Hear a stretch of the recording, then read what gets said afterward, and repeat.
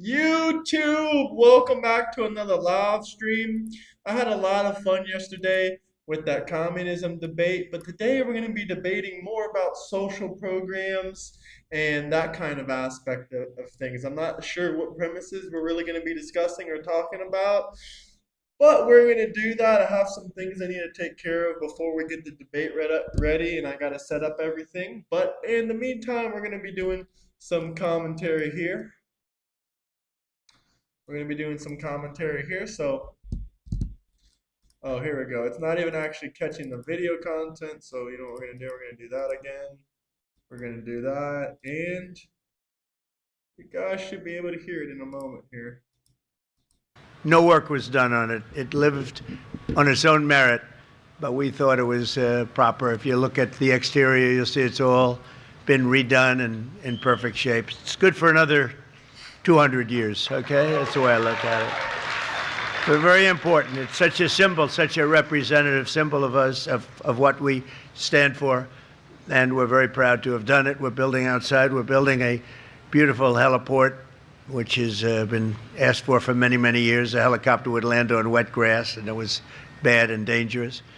And as you know, over there, we're building a military complex and a ballroom that will be second to none anywhere in the world. We have President Xi coming in 2 weeks, and I was over in China 2 months ago, and we saw the Great Hall of China. Well, now we're going to have a Great Hall, too, in the United States, so it's very important, very, very important. And I want to thank you all and welcome you to the White House as we celebrate back-to-school season in America. It's a big deal. We're delighted to be joined by many incredible parents, devoted teachers, exceptional educators, and star students from all across the nation. In fact, we have so many star students, I want to make offers to some of you to come and join us as soon as you get out of college, because we want stars. We want smart people. We like smart people. Some people say, oh, that's not nice to say. No, we want smart people. I want to thank our great Secretary of Education, a fantastic woman, by the way, my friend and all of that, but she's a fantastic woman. Nobody like her. Linda McMahon, Nebraska Governor Jim Pillen. Jim, thank you very much. Thank you. Look good. What's up? What's up? Arkansas Governor Sarah Huckabee Sanders. Thank you. Thank you, Sarah. Chairman of the House Education Committee, Tim Walberg. Thank you very much, Tim. Good job. How's everybody doing, guys? Get those likes up if you guys are just joining in. Around 6, we will be doing a debate. Let me know who's watching out there. Get those likes up, chat. Get those likes up. Let me know who's watching. Where you guys watching from? What city? What state? I would love to hear it. And our press secretary, a mother of 2, and well, she decided she loved her children more than she loved Donald Trump. I'm very upset about this. She has to go home and spend time with her children. That does happen on occasion with some people when they love their children, and she does. And Caroline, congratulations on your newborn, your perfect newborn. And she's done a fantastic job. She's been a great, great press secretary. Now, if I say you're the best of all time, I have Sarah sitting here, so I'll have, but let's put it this way, they were both great. Okay, is that all right? But from the very beginning of our country, Americans have understood that there's no job more important than teaching our children to become happy, healthy, proud, productive, and flourishing citizens. And unfortunately, in the 4 years I took office, and since I took office, What's up, our Chris educational Parnell? system How itself you doing? was really, I mean, it was incredibly, before I got here, it was weaponized like every. Listen, guys, we're going to be doing a debate here. We're just going to wait a couple minutes. I'm setting everything up on my end, and then we'll start the debate. But make sure you guys get those likes way, way up there. Everything else in our government, everything was weaponized against Shout out the Tim. goals that Do we got all any stand other for. Floridians in And- chat? Do we got any other Floridians in chat?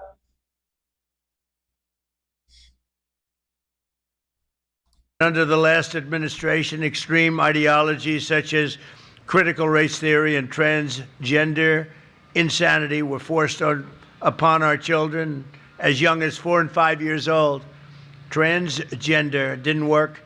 Students were taught that our heroes are villains. The FBI was used to target patriotic parents at school board meetings. And meanwhile, far too many government-run schools failed at the basics.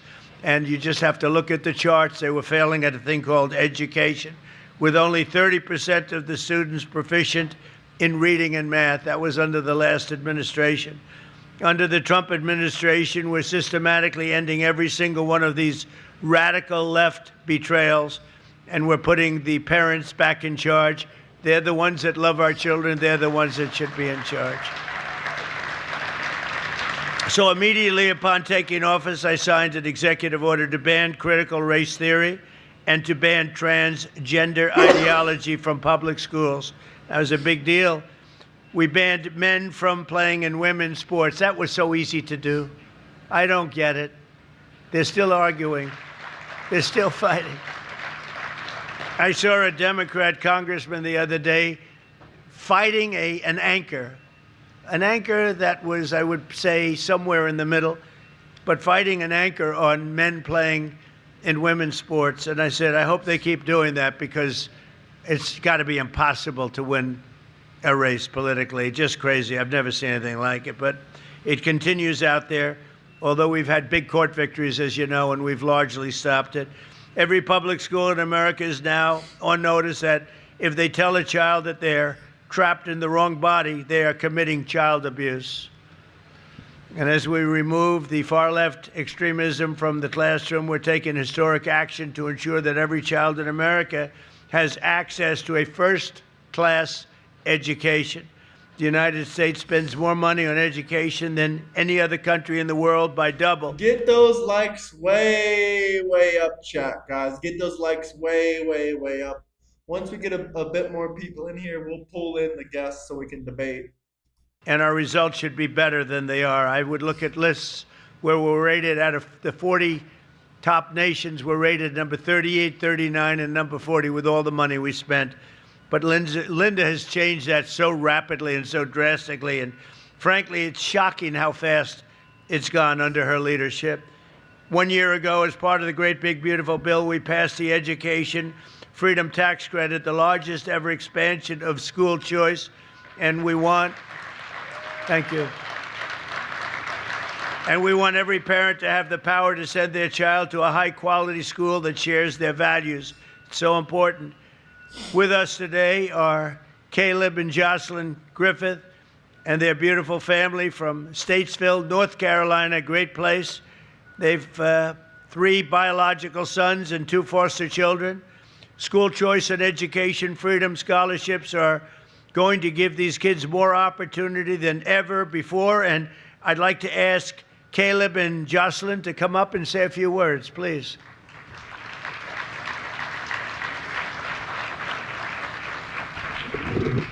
How are you? Nice to see you. Thank you very much. This is my lovely family.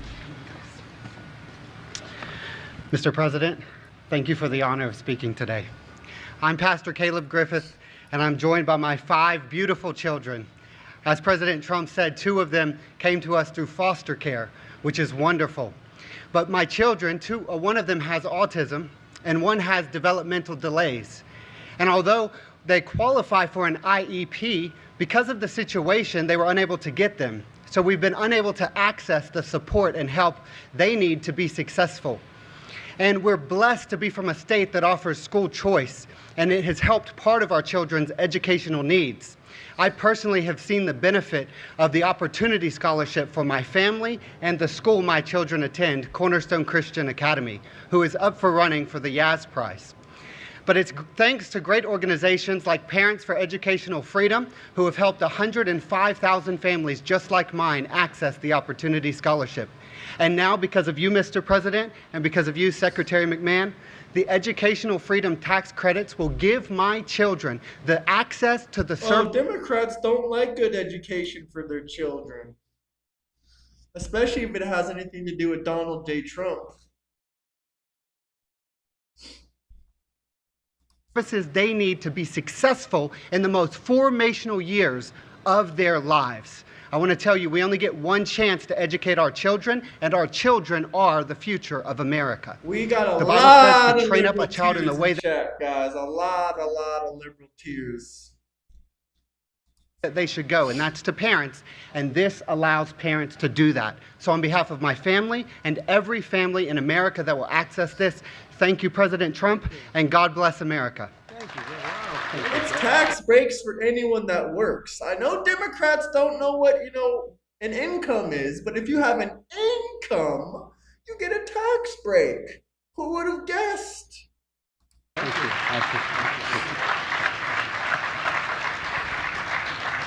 What a great job. Beautiful, beautiful family. Whoop. He made it. Well, as many of you know, no one cares more about America's children and foster youth than our great First Lady. She works hard at it and loves the children. Get those likes Through her up, Fostering boys. the Future initiative, Melania is helping transform the lives of children and young people aging out of the foster care system. And she's bringing hope and countless, and you have to see so many people, so many phone calls, so much work, but really bringing hope to countless numbers of families and children, and it's really something to see. It's so difficult. They go through foster care, and then all of a sudden they're released into the world. And, many people have something to fall back on, but they don't. They can't go back to their parents for a little help or for staying overnight or for staying for years in some cases. And it's a very, very tough. So I want to thank Melania. She takes it so seriously. She's done such a great job. It's been so effective. Thank you.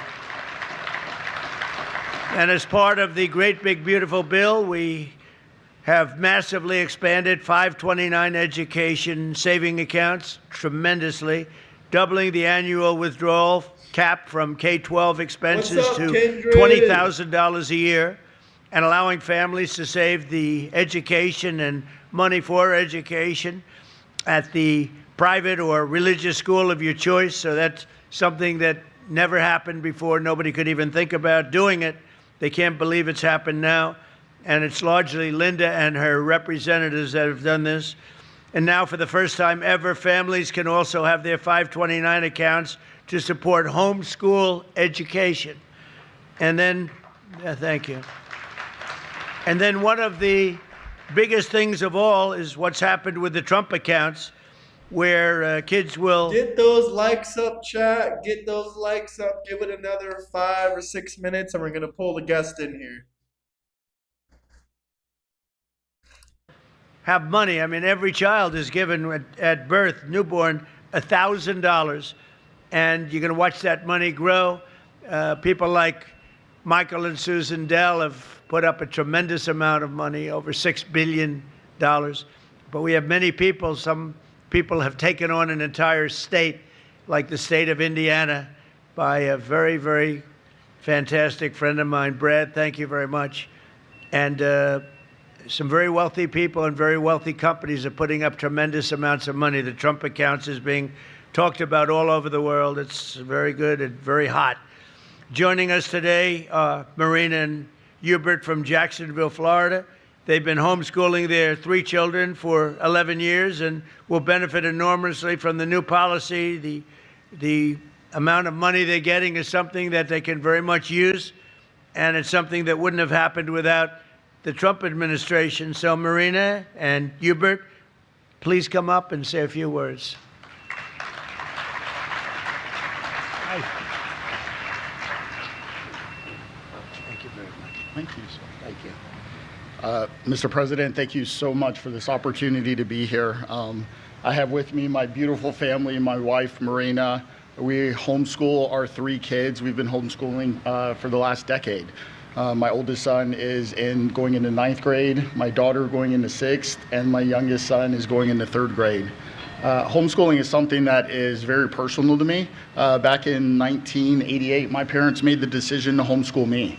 And so I was homeschooled from kindergarten all the way through the 12th grade.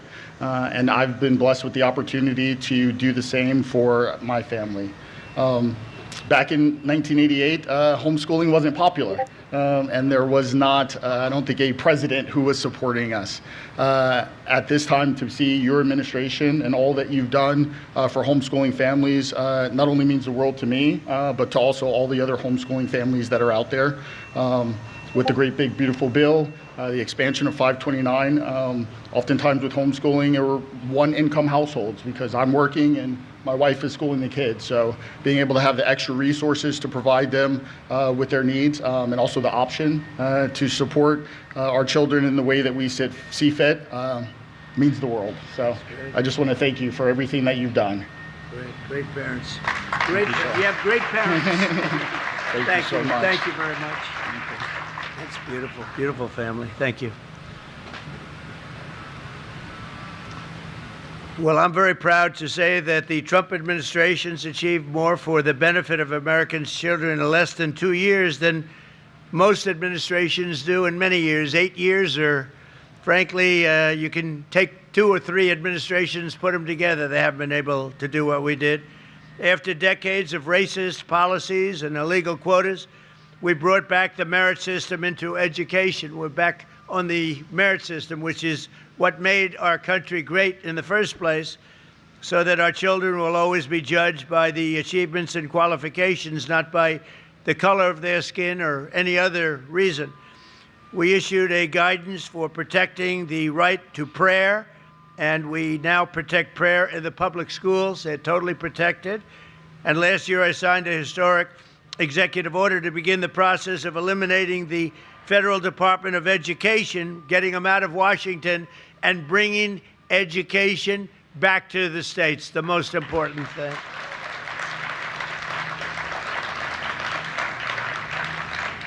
And working with me on the Council on Physical Fitness, we've proudly brought back a wonderful tradition, the Presidential Fitness Test. I signed the Whole Milk for Healthy Kids Act, which people loved and the farmers loved. All right, guys, that might be something I disagree with Trump on, but we're not really here to debate about Trump today. We're more here to debate about socialism. So we will be pulling in the guest for socialism. Drop W's down below if you're excited for the socialism debate. Now, I think I did a pretty good job last time, but this guy is a major, major advocate for socialism. I don't think he's stupid at all from what I've seen. I don't 100% know, but he seems like a well-rounded guy. He has pretty professional equipment as well, and he streams on Twitch.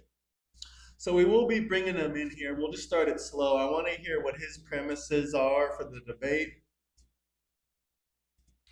We can start off why he believes in socialism or why he believes it's going to be a better system. We'll ask him that, and then he'll try to see if there's any premises that I could grant him, which I doubt. But we'll take a look at that.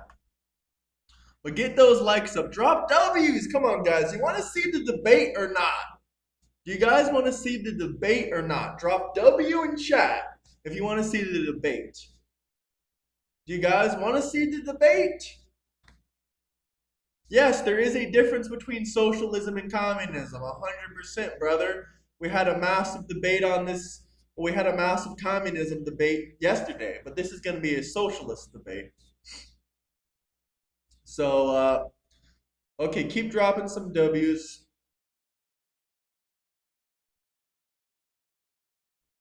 Keep dropping some W's if you guys want to see the debate.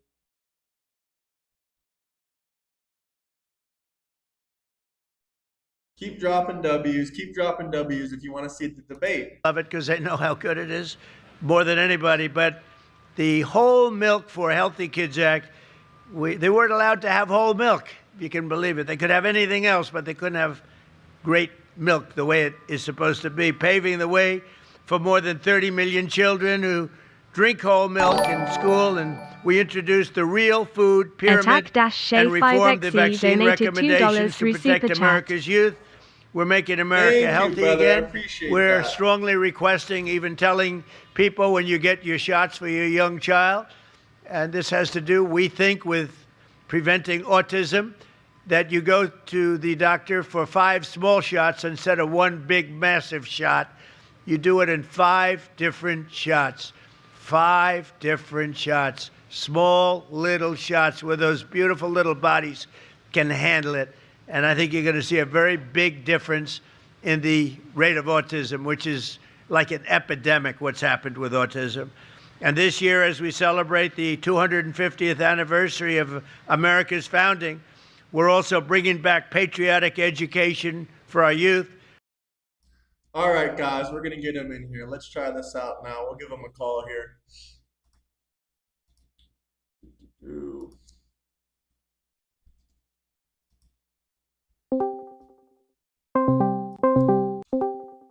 Hey, can you flip on your camera when you get the chance?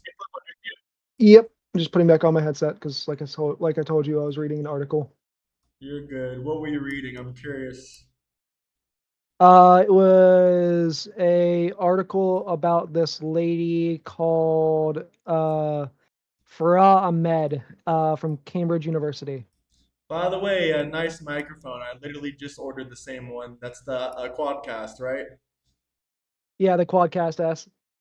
Yeah, that's what I ordered too. Nice, man. I like it. So do you want to give an introduction? We are live right now currently. Yeah, so I am the Vigilante TV. I do a lot of politics and gaming content here on my end on Twitch. I'm going to be starting doing uh, more posting my debates and stuff on YouTube. I do a lot of debate content. I did a debate yesterday on somebody named Speakeasy Stream, which is another right-wing YouTuber just like Euro. And then I do a lot of different more competitive debates. I do also do blood sports debates. And then I do gaming content sometimes as well. Nice. So do you want to start off with your whole ideology of socialism? Do you want to give me some premises that you stand behind? Yeah, so the easiest way to explain what market socialism is, right? So I'm sure you're familiar with the concept of social democracy.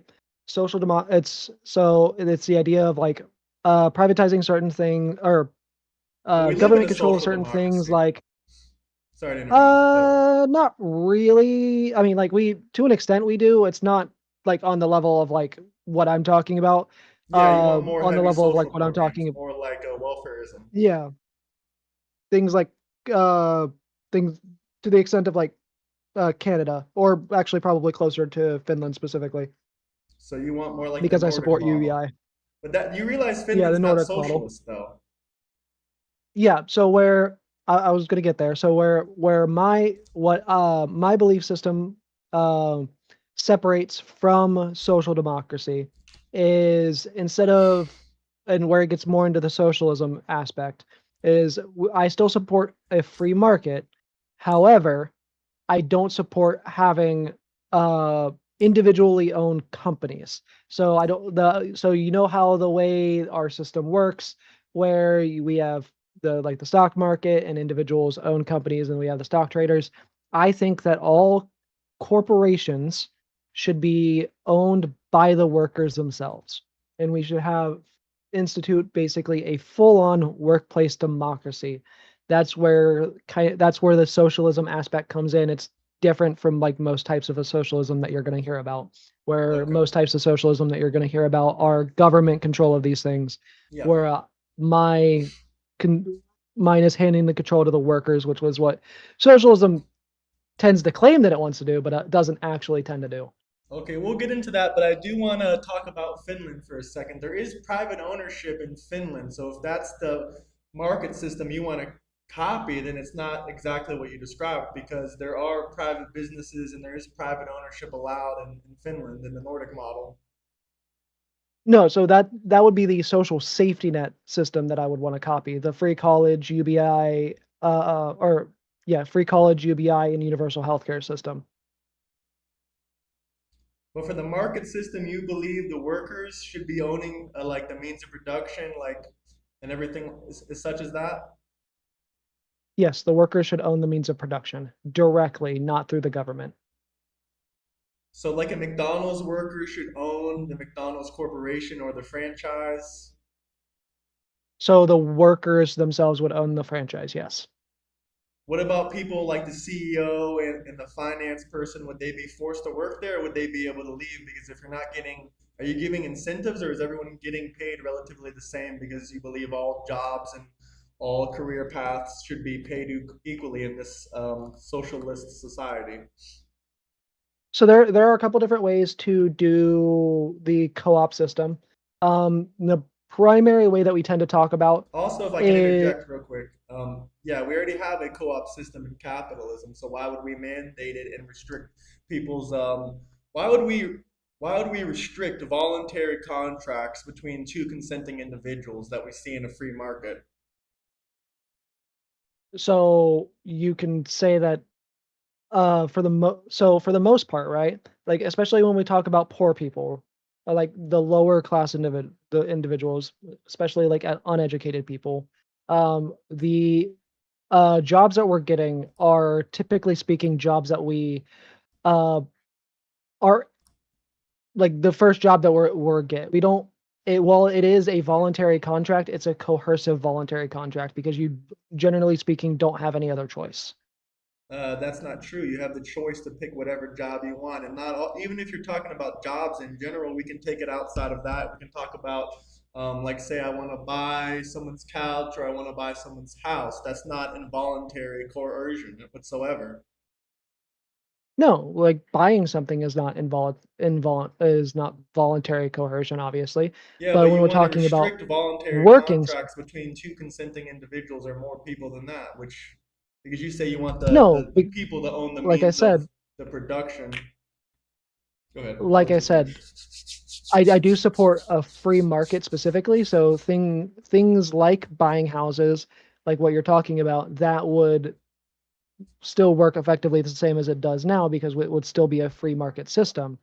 The difference being, and like I'm not saying like we should get rid of independent contractors or anything like that, which is what retail workers tend to be for the most part, anyways. Um, or real estate, not retail. Workers tend to be independent contractors. Um, like we, an independent contractor is like the definition of like owning your being the worker owning the business, right? I don't know if you've ever worked as an independent contractor, but you have to a lot of the times you have to actually file paperwork with the IRS as a basically a business owner, right? Yeah, but when I And file a your 1099 own independent, go ahead. What did you say?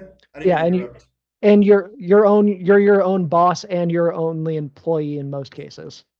Yes, more or less. But when you're a 1099 worker, you don't own the means of production. Like I'm a 1099 contractor for YouTube, but YouTube owns the platform. When I file my taxes, I'm filing it as a 1099 contractor, basically.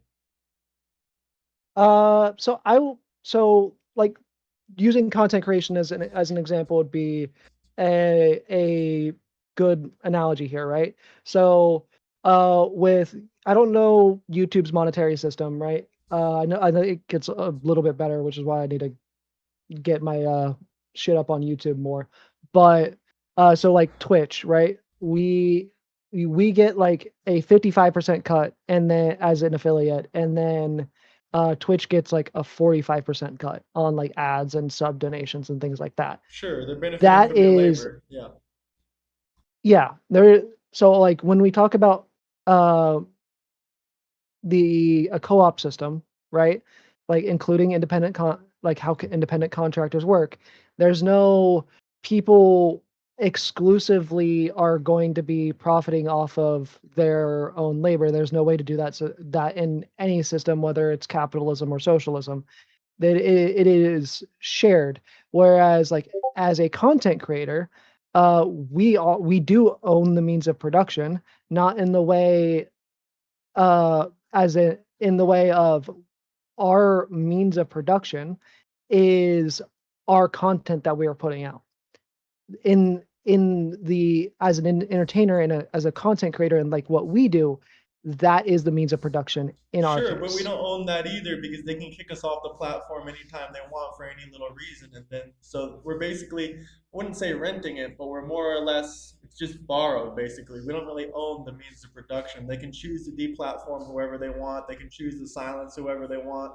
We don't have 100%, we don't own the means of production. If we truly owned it, then we would have a say so over the means of production, which is the YouTube platform. And there's constantly things on both Twitch and YouTube that like 90% of the creators disagree with that are being implemented. So we really have no say so in the means of production. We're more like an independent contractor like I do consider content creation like a business or whatnot, but it's not the same thing as being like a it's not the same thing as selling food or anything like that. Like if we owned a farm where no one could seize our means of production because we really owned it, then that would be an example more of someone owning the means of production. Because with YouTube or any content creation, we don't really have a say so on what they do to the creators. Yeah, and I wouldn't necessarily disagree with that. Like, obviously, we don't own the platforms. I mean, obviously, partnered creators tend to have more control over like uh what gets done than people like affiliates and stuff do, Yeah, of right? course. The more And powerful you are, the more influential you'll have, but you still don't have complete yeah, influence over the platform or the means of yeah, production, which I and would say would be the app and everything like that. We're more like a partner. That's I think being like an independent contractor is more like being a partner rather it is than um, owning your own individual business where well, you own the means of production. that's what a co-op is, though. So a co-op is a basically where the workers partner together to actually run the business, and like a lot of the times, like depending on which version of co-op we're talking about, because like there's multiple different types of worker co-ops. There's the model where of like there's the profit sharing model where the stocks and stuff are um handed off to the workers to share the profit, usually incrementalized out over time, and that gives the workers uh, s- a stake in the company to Yeah, incentivize them working there longer. I get what you're saying. There's also the workplace democracy model of co-op, which we don't really see because there's not really like a legal method in how we can do it here in America, which is basically each individual aspect of a company is able to vote and like influence uh, the direction of the company. Typically speaking, the way that the closest thing that we have to this in America is unions. So, like, how unions are a form of workplace democracy, obviously. Their whole purpose is to give collective bargaining power to the workers. It's effectively just that, just on a larger scale. Where effectively, this is kind of conflating a little bit, but just to make it easier to understand, it's basically giving the union or the workers and the entire control over the business, if that makes sense. Yeah, but realizing that collective ownership means that the means of production would require prohibiting individuals from voluntarily selling their labor to private entrepreneurs or private accumulation of capital to launch an enterprise would force basically a collective only ownership, which is not very incentivizing to build the goods and services very effectively. So I think it's better just to have the kind of system we already have. I'm not against co-ops or I'm not against unions. I know people that are very pro-capitalist and very, more on the conservative side that appreciate unions and co-ops like that. But I'm just more against restricting people, prohibiting individuals from selling their labor or, to a private entrepreneur or, not allowing them to privately accumulate capital. Yeah, so, like, in the system that we're talking about, like, it wouldn't be impossible for you to start a business, right? Like, I know But you people would have to who do it with a own group of co people. There would have to be a collective ownership. No, not necessarily, because I mean, like generally speaking, right? Like when we're talking about like small businesses or like a lot of the small successful businesses that we see today, things like Facebook, things like Amazon, they started as like a small group of like 5 people that started the platform and or started the business and worked it up basically out of their fucking garages. Like one of the best gun manufacturers in the world out of Britain literally started like that. I don't remember which one it is. But it was literally like 2 guys in a garage, and they got a military contract for a fucking sniper rifle over in Britain, and like it blew up their business, right? Like these things, like when businesses start, they already start in a way as co-ops typically, because they're trying to they're the actual like organization. Like have you Yeah, seen the I Facebook get what you're documentary on saying. like No, I've seen it on before. I Mark get what you're Zuckerberg? saying. A lot of those people ended up with ownership of the company. They were the founding team. They built the grounds for the Yeah. company. But how would it work for content creators if everyone had to own a piece of the company? Would everyone just own a piece of YouTube that's a streamer? I mean, some streamers only get like one or two views. Some people aren't even monetized. And how do we decide who gets, like ownership of the collective ownership of it, and how would it work for, something like that? So I don't necessarily know about like on the YouTube side. Like I think there are probably ways where we could do it on like the YouTube or Twitch side where we would be able to have ways to like appeal certain aspects of like TOS and stuff. That's like the one main change that I would say that would need to be done. Like obviously you couldn't just like appeal anything that's illegal, like right, like one of the things that is like in common between YouTube and Twitch is like you can't straight directly call for violence because that is literally illegal. Like you wouldn't be able to appeal that rule, right? But like things Yeah, I don't think you'd like have to, but I mean, it's more about the collective ownership, right, than rather freedom of speech. But that's a whole nother topic altogether. But I yeah. mean, but how are we going to enforce collective ownership? Like that's going to lead to violence, is it not? Not necessarily. I support incrementalism. I'm an incrementalist. So the way that I would start to transition into the system is first of all, obviously doing the things that we need to do, like instituting universal health care, instituting free college, expanding the social safety net, probably lumping a couple of different things together to create UBI. So get rid of food stamps because the UBI would make it redundant. Get rid of the cash assistance program because UBI would make it redundant. We wouldn't need these things anymore. Um, and then expand the affordable housing help that we have a little bit. And on the worker end, I would say we what we would need to start with is mandating unions. So all businesses that do W-2 employees specifically, because there's not really like you can have an independent contractor union, but that um you we're mostly talking about like regular W-2 employee jobs here, right? So like like how Starbucks is trying to have a union because of how people the fucking business is kind of shit. Like McDonald's or like McDonald's, Burger King, or fast food employees in general should have a union, things like that. So I Can would we talk start with about UBI? Go mandating ahead. Go unions. ahead. Go ahead. I didn't want to Yeah, interrupt you, we can but talk I about did. I we can did talk want about to UBI. talk about UBI. Doesn't a society relies on like a social contract of mutual contribution? Universal welfare creates a structural like a free rider problem, like free riders basically. Everyone that just wants to get everything for free, and it allows individuals to consume the product of a society's collective without being obligated to contribute. So UBI would not necessarily create that. In order to live off of the system, in order to live in a system with UBI, specifically talking about like the Andrew Yang and the policy that Bernie Sanders has also proposed, the $2,500 a month.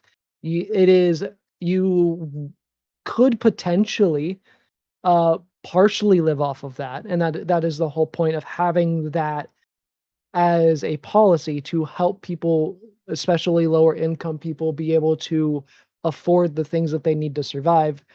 But you wouldn't be able to have a decent standard of living just off of the $2,500 a month, especially if you have kids. Because remember, said we would need to lump in the uh, food stamps and cash assistance program into Was it this per and household or replace is it those per with person? UBI.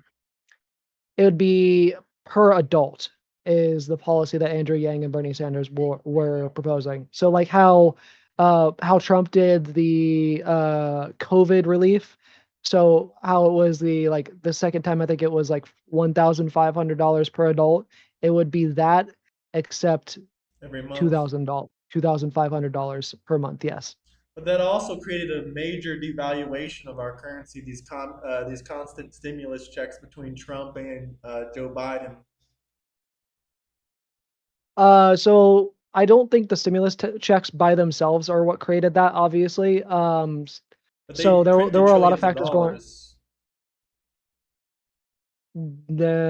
No, they used money that was already paid into the system. How is But that possible when you're the running a main, deficit every year? I mean, we print money every year. That Okay, so the we're printing more currency is money for it constantly because our being country is devalued. already running in a deficit before the stimulus checks came out. They can't just get it from taxpayer money when our taxpayers' dollars aren't even paying for the systems that we're running right now. That's why we keep running up our debt more and more, regardless of who's president. Yeah, do you know why? Well, the debt. So the debt and the deficit Since are Bill different, right? Clinton, basically. Go ahead. Yeah. So, are you aware of which presidents, typically speaking, actually run up the deficit more? I mean, it's kind of irrelevant. Every single president has since Bill Clinton. No. Obama reduced the deficit. Biden also Obama reduced did the not deficit. reduce the deficit. W- Biden, do you have a source for that? Not. I don't have it saved, but I can find it. Give me like 2 seconds.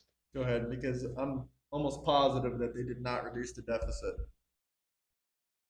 I've looked at this like a lot of times. So if you have an article that says different, I would definitely be interested in hearing it. Because Obama was going to war with multiple countries in the Middle East at the same time, and Joe Biden printed something like $300 billion for green energy that really didn't do anything much with green energy other than give money to companies like Tesla and other electric car manufacturers and other Yeah, it's not little small deficit. things like that. So especially during COVID, I have a hard time believing that Joe Biden did not continue to run up a deficit. Like you're telling me, he had a surplus year? Is that what your claim is? A surplus for Barack Obama and Joe Biden? No, I'm not saying that we didn't run a deficit. I'm saying that we reduced the deficit. There's a difference I between those two don't things. believe that either. I'm trying to find a chart on it.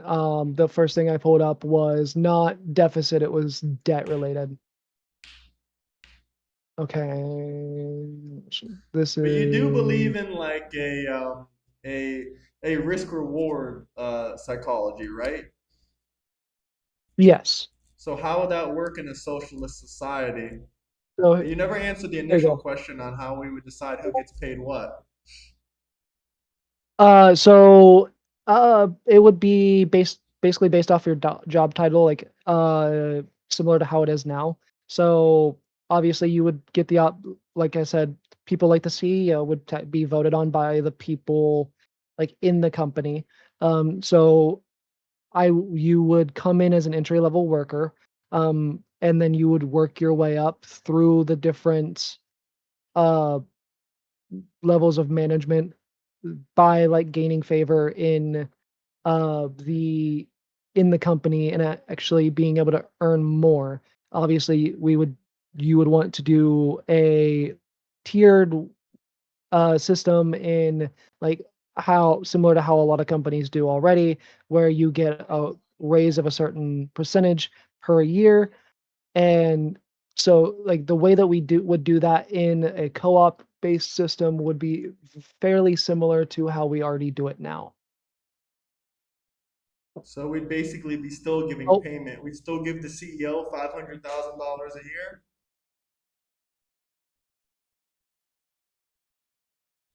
or no? sorry, I got a raid. So repeat that. Sorry, I got a raid. So I'd um I acknowledge said it for a did second. I just noticed it. no? I said so the CEO would still get $600,000 a year. I would probably reduce that a little bit. Uh, I wouldn't so I would say that the CEOs would still get more money than the uh people at the bottom, obviously. But it would be based off of how much people actually or how much the company itself actually makes. So it would be percentage based to the uh percentage based to like the income of the company as a whole.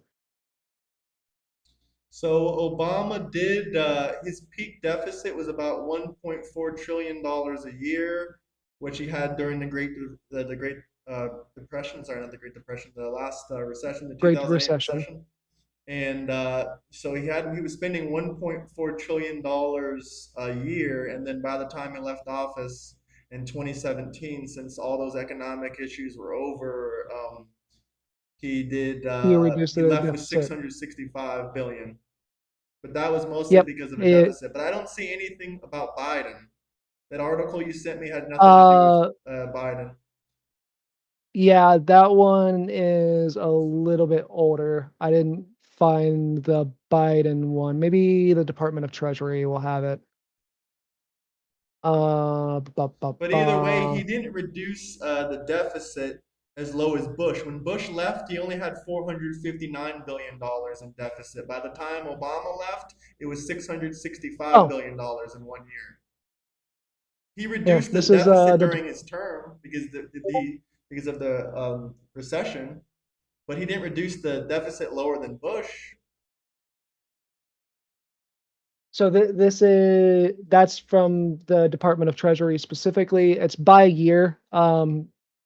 But as you can see, like when obviously due to the Great Recession, the deficit under Obama went up a little bit. And then by the time he left, it was a, as high as it was like whenever he first left office. And then when Trump took over, it went up significantly, and then it went up significantly due to COVID. And then Yeah, so basically it went up during COVID. I see 2020 and and then 2021. It was almost just as high in 2021 as it was in 2020, which I'm not going to blame on yep, Biden or anything like that. Like you said before, it's COVID. yeah, But that was the only obviously thing due to COVID. yeah, the only thing I'm seeing as far as this deficit spending, these deficit trends, is it's basically just showing you economic trends of recessions, the economy closing, the COVID thing. It doesn't really prove Oh, anything well, as but far as a lot of the Republican versus a lot of Democrat. the But go ahead. deficit numbers a lot of the deficit numbers are going to be due Tracking the to economy. having to having to stimulate the economy due to things like the recession and due to COVID. Yeah, Things and also unfortunately Trump's are first going to term had negatively a impact lot the economy. lower. Even if you factor in pretty much every year except 2020, it's significantly lower if you exclude the COVID years than Obama. But I'm not really here to debate about that. But back to the topic at hand with universal basic income, you think that's an so would you give the C sorry I didn't remember the answer what you said. You would give the CEO a $600,000 salary in this socialist society? Uh, it would be proportional to their income, so like the income of the company specifically. So like they could potentially get like a $600,000 salary, yes, if the company is making enough to actually distribute that back to the workers after cost. So Do how is like it to distribute that. beneficial? So basically you just want you want like a co-op thing. You don't really so who's gonna so the means of production, the workers are gonna own all of that. How are we gonna divvy that up properly? So it would be a to business situation. So we would install a workplace democracy specifically, where like I used the union, like explaining unions earlier, right? Like how unions get to vote on certain things, in order to like the direction of like how their compensation packages go, right? It would just be it'd be similar to that, just applied on a larger scale within the business as a whole. So they wouldn't I wouldn't say like, "Oh, direct every business needs to be a direct democracy." No, that would not work. But you're That going to lose talent. uh When you strip away people's means of production and take a business owner's business, you're going to lose all the talented people. You're likely going to lose the finance people, and you're going to likely lose all the management and the CEO. So how are you going to replace them with a McDonald's burger flipper or someone that doesn't have any experience? No, you wouldn't necessarily lose these things, especially the finance people. The finance people were you're still going to need those. You would Yeah, lose sure, but most of the them own means of production. Most of them have some kind of share or ownership into the company. Not always, but a lot. There are a lot of cases. So how are you going to get it those people depends to on work there if you're it depends on stripping what you mean away? by finance people. If by finance people you're referring to like the Wall Street people, the people like that, yeah, we'd lose those, but those people don't So you're going to lose really contribute a shareholders. whole lot So to, how are you even going to yeah, start a the company in the first place if shareholders, you can't have shareholders, if you can't have investment? I Because would like your say example things like before, public Mark grants. Zuckerberg got investment, Amazon got investment from shareholders. Every major business today that's been innovative has received some kind of shareholder investment. Like the average man, even the biggest businesses today all got investments. Yeah, so the similar to part of the process now, you are able to get grants to be able to start businesses. You wouldn't So it wouldn't be so then the government's going to take an the same ownership of way. it, or there's going to be grants to everyone, or how is it going to work? You would you would have to apply for the grant just like you do now. Basically, small business Okay, but grants. Mark Zuckerberg and You Amazon didn't wouldn't start their you businesses wouldn't off grants, did they?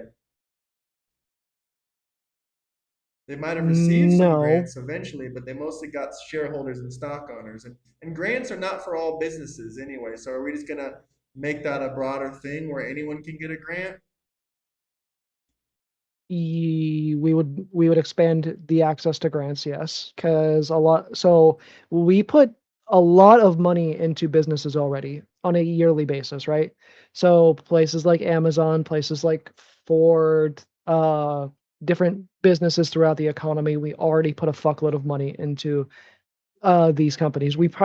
In a co-op based system, right? The majority of companies would be small businesses. You wouldn't have like these, for the most part, these big mega corps. The only exceptions that would probably still work are things that are mostly online, things like Amazon or Google, things like that. They would, they're not going to change too much, right? But like big countrywide businesses like Walmart or uh Kroger, Costco, things like that. They're Sure. not gonna be able to those large businesses aren't gonna work in a system like what we're talking about because they're not gonna be able to make it to the scale of what they did in our system, because in our system, what we do is we dump a fuckload of money into these companies, and that is what allows, like, once they get big enough, we start dumping a fuckload of money and government specific money into these companies, which is what allows them to effectively create the monopolies that they are, including companies like Disney and all that. Okay, but you're already running up the deficit majorly with the, universal health care um, situation. Have you ever read the CBO, the Congressional Budget Office reports on how much it would cost? Yeah, have you read the Koch brothers survey on the cost? No, send it to me. What do they say the cost is? They say it would cost roughly $30 trillion over 10 years. Okay, so that's roughly $3 trillion a year. So that's relatively similar to what my numbers are. So that's about three times our military budget. So how are we going to, at the same time, cover something three times bigger than our military budget, and at the same time, also fund universal basic income, and at the same time also fund grants for co-op corporations or whatever you want to call it. All of that at the same time. These numbers really, really aren't adding up to me.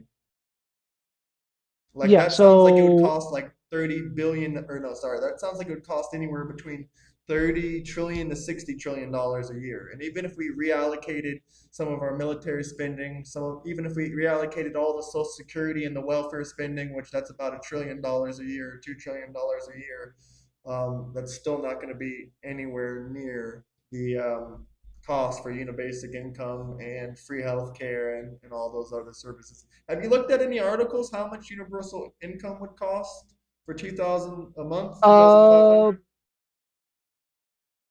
It's been a while since I've looked on the surveys for I mean, I can that calculate it universal really basic quickly. income proposal because that hasn't really been in the topic of discussion for a while, unfortunately. Okay, I have it right here. I just did a quick calculation of all the adults in America, which the adult population over 18 is around 260 million people, $2,500 per year. That's $30,000 a year. So you're roughly looking at $8 trillion a year. So far you've added $12 trillion to the annual deficit of the country. How are you going to pay for that? That is more money than all the billionaires and all the trillionaires in the entire country. Do you realize that? Hold on. You add up 900 billionaires, and they still did not have $12 trillion. So at least part of that would be able to be easily be able to be covered by what we already spend on food stamps and cash assistance. That's only a You said that trillion. would be how much? I think around a trillion. I might be more or less off. Oh, yeah. So our entire global GDP is $32 trillion a year. And even if we take $1 trillion off welfare, food stamps, that's about $1 trillion. So we're still looking at roughly $13 trillion a year, which is almost half of our entire GDP, just for universal basic income and just for universal health care. That's half of our country's GDP right there alone, and we're not even talking about the grants. We're not talking about we're not talking about military or any of that other stuff. That's half of our entire country's GDP. So how are you going to get half of the country to agree to give, a good majority of their money to cover?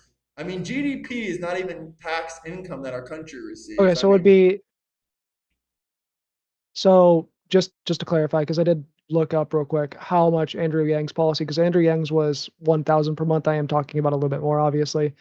It was going to cost 2.8 trillion per year, and then so 2,000 per month would be basically yeah. 6 trillion per year. So our entire 6 trillion, 6 trillion, yes, that's because for a it's thousand dollars a month. it, no, $1,000 a month is 2.8 trillion.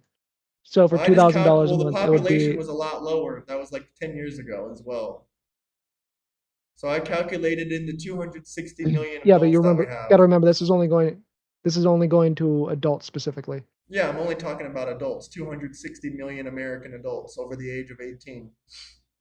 But either way, you said 6 trillion, which is higher than our entire collected taxes yearly. Our country only collects $5 trillion a year in taxes, and you want to give out $6 trillion in benefits and Yeah, welfare so money. part So of that's not the calculating. Where we're going to get the We're going to raise the taxes significantly then. so Even if we doubled our so taxes, it still likely would not cover it because I calculated around $12 trillion a year. there's a couple different ways that we could do this. So one, I do support massively reduce. I would support cutting the military budget basically in half, Still not going to and pay for it. Go ahead. nationalizing the arms manufacturers and stuff like that, which would reduce the cost of how much it make co- cost to make these things, because we're not paying absorbently paying people like fucking Boeing and shit to All right, make I'll these say things, about right? $2 trillion But dollars for that if you want. That'll say $2 trillion yeah, dollars and then I would support between the slashing raising the food top stamps and marginal that. tax rate. I Go also ahead. support raising the top marginal tax rate back up How to much? around 90%, which is Okay, what so it then was. nobody's going to do Uh, business because I'm not going to open a business or do any mm, more business in the United States if I pay you 90% of my income. I'll just go live no, so in Monaco or are you familiar with Dubai what the or some other country. do you know what Go the top ahead. marginal tax rate is? Around 39%, so something like that, 37%. No, no. So like, do you know what the For top marginal corporate tax tax rate rate? itself is? For No. So corporate the top marginal tax. No, or this for is personal personal? income. Okay, yeah, around Yeah. 39%, 37%. No, I'm asking, do you know how it works? Yeah, you can get deductions on it. I mean, what's the specific question you're No. asking? So the top the top marginal tax rate, which is what we're talking about here, the way that it works is every dollar you make after you hit the $10 million mark, which is what Is it's either taxed at 10 or 15 90%. million right Yeah. now. is taxed at 90%, yeah. So after you hit that $10 million mark, that's when So you would what are you gonna start make it? You're getting gonna make it 10 the, million, I would or are you probably gonna say keep it like at 10 to six 15 hundred million. thousand? It's currently around 600,000, so The 670,000, I think, something around that for personal. I'm not talking about corporate. No, the top marginal tax rate currently kicks in. Six or Okay, seven yeah, hundred, yeah, around almost $700,000, yeah. $650,000, something like that. I think they reduced it. Last time I looked this up, it was around a million. It was around a million. I would say set it at like 10, $15 million. So once Is again, that when it should kick in? okay, so people are gonna stop doing business after $10 million. Then they'll just set up the same business in another country. Because or No, here's how it'll work. so I'll make $10 million and then I'll retire for the rest of the year. I'll work for 6 months. I'll make $10 million and then I won't work for the rest of the year because I'd be basically working for free. What's the point? No, so remember, this would be in a system where where we wouldn't have the stock market and stuff. So like the only way that we're going Yeah. to get that money to flow back into the system would be through taxes. So that's why you would need to institute the top marginal tax rate at that high of a percentage, because otherwise people are just going to be banking that money and it's not going to flow back into the economy. Okay, but no one's going to participate once they make $10 million. I don't know a single person, even people that have, even people I know that make 500, 600, even $1 million a year. If all of a sudden you said after $1 million a year, you're taking 90% of their money, they're just not going to work for the rest of the year. Okay. So how is that going to incentivize income into the economy? Then some for the rest of the year, somebody else would be taking their job. So that would put Well, you can't the take their job because money they own a money business in somebody that else's house. they own a business. They do a job that no one else can do, or most people can't do. And those other people that earn $10 million It dollars a would year give are also going to do the same thing. Because if you're earning $10 million a year, and then just for you to keep $100,000, you got to earn a million, nobody's going to do that. you know what the majority of the jobs that earn 10 million plus a year are? Mostly, I mean, are you asking for a specific industry? They're all entrepreneurs for the Uh, most part. They're all business owners. yeah, they're So those all like jobs business probably aren't going owners to and exist in a socialist economy CEOs anyway, and because things. you're not even going to Yeah, pay anyone $10 million. So how is that going to pay? How is that going to cover? How is that going to work in your system?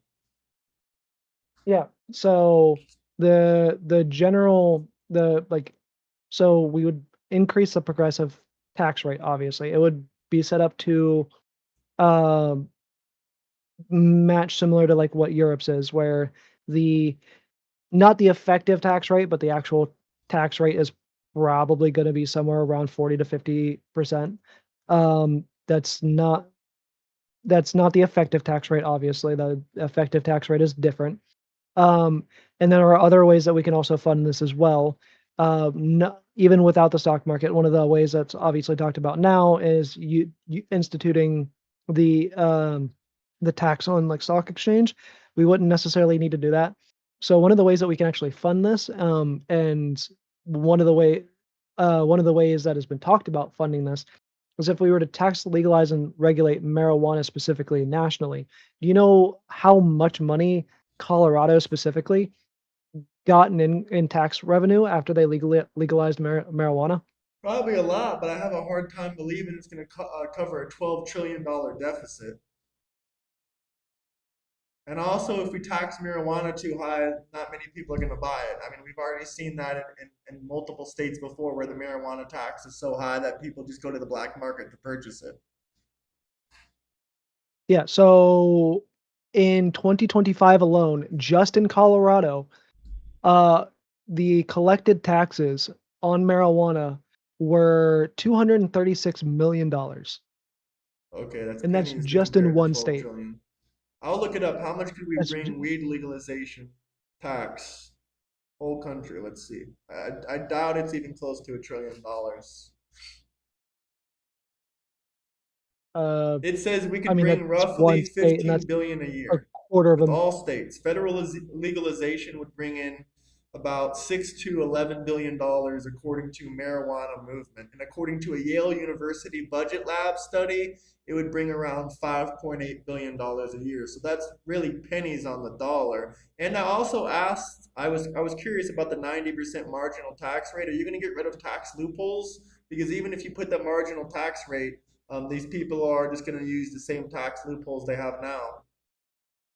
Um, I wouldn't close tax loopholes in At general, Brother of the no, Road Okay, because so then you're part of not EC7A closing the donated the Go ahead. $4.99 no, through Super so Chat. when we talk about what Who is paying Euro to speak with this we're talking neophyte? about a progressive tax system, right?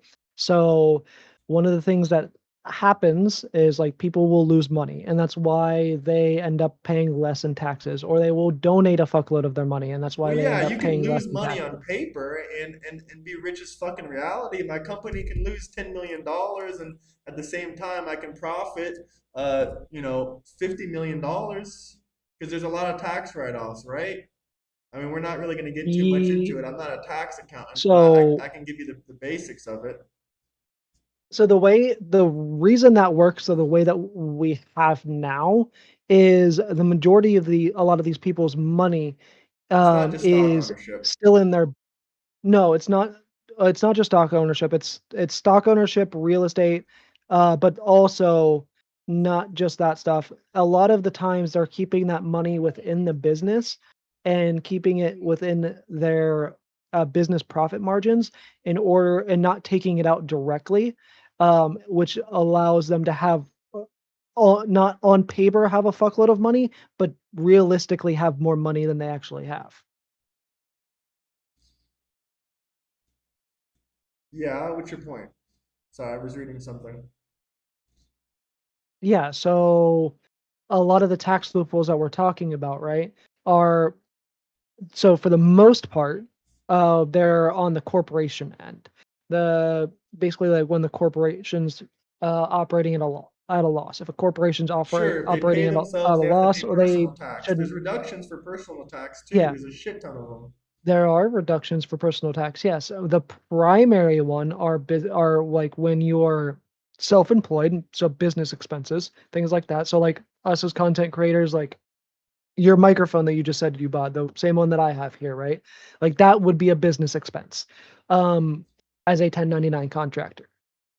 And then like other examples of like how these uh reductions that you get are Yeah, but having I could even children. say my house if I'm Uh, paying a rent or a and mortgage. then I could even say my house is deductible because I film well, content in there. not all of it.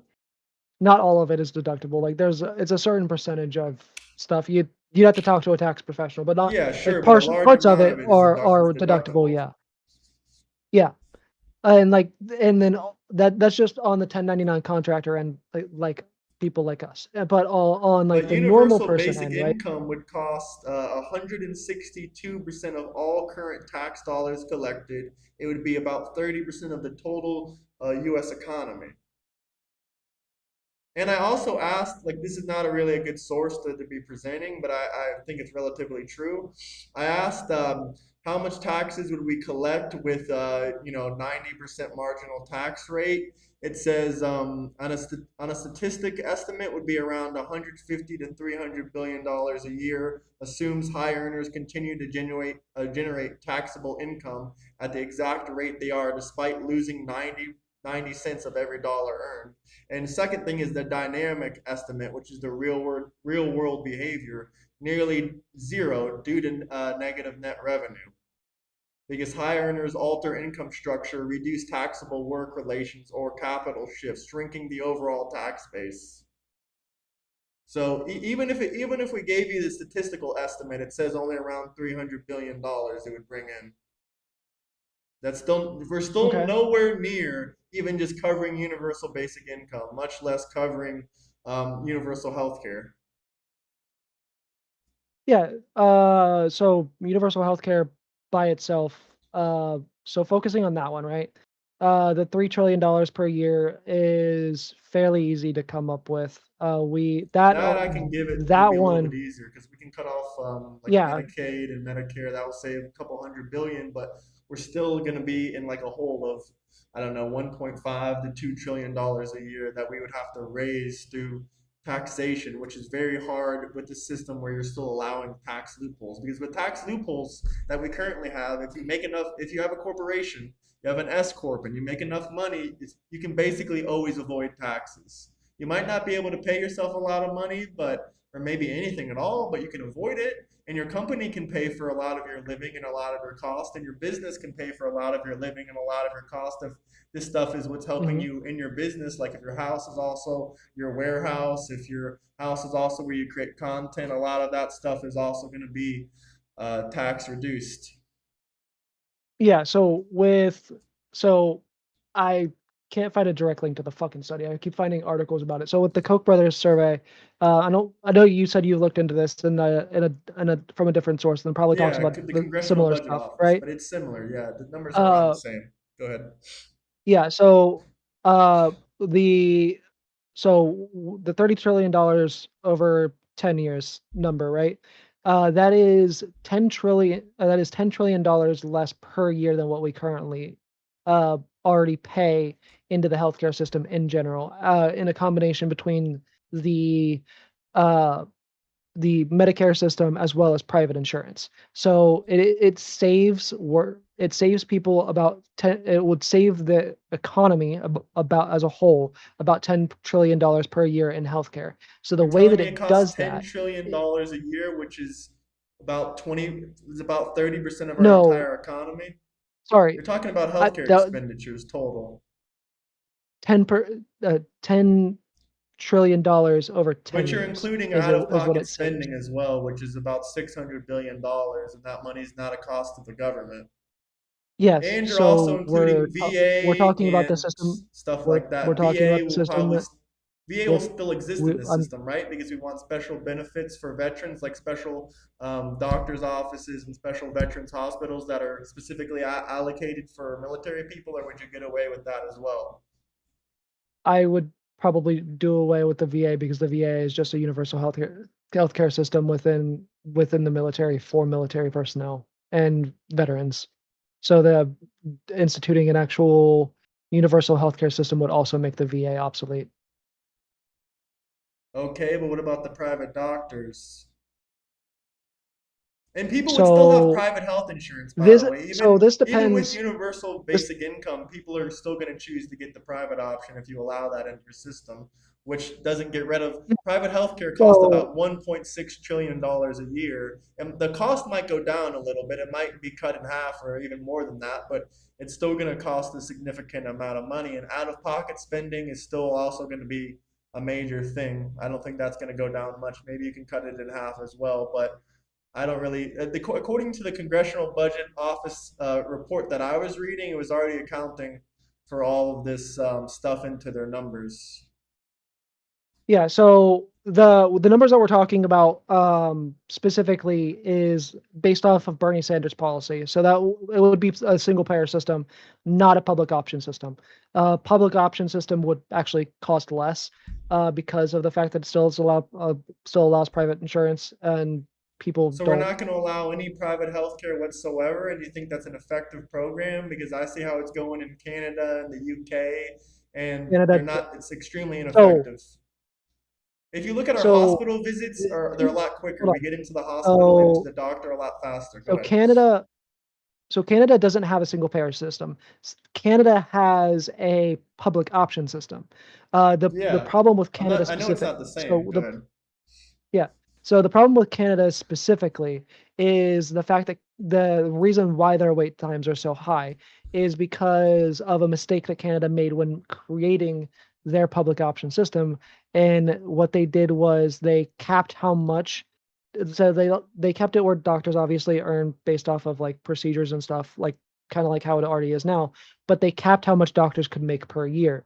That is what causes the significant wait times because doctors will work in the US part of the year and they'll work in Canada part of the year. I don't support doing that. That But you're going to socialize the mistake was healthcare a system. Well, so massive you're going fuck to. up. So if you're not going to do that, then basically it's going to cost just as much as our current So system there because are you're. different level Go ahead. there are different levels uh in socializing the healthcare system. The base level is the Canada option, right? The public option where they basically have Medicare where everybody can have that, but they also have private supplemental insurance after that. And then there's the single payer system where you all health insurance is government funded, and that's what the Bernie Sanders system is. And then there's the Great Britain system, which is the NIH. That's where all hospitals and all insurance are publicly run. Uh, that is the one that's going to cost the most, obviously. The reason why Great Britain's system specifically is having such issues is because the Conservative Party in Great Britain, as they've come into office, has cut the budget to the NIH multiple times back to back, and that's what's caused all of the issues that they have with the NIH now.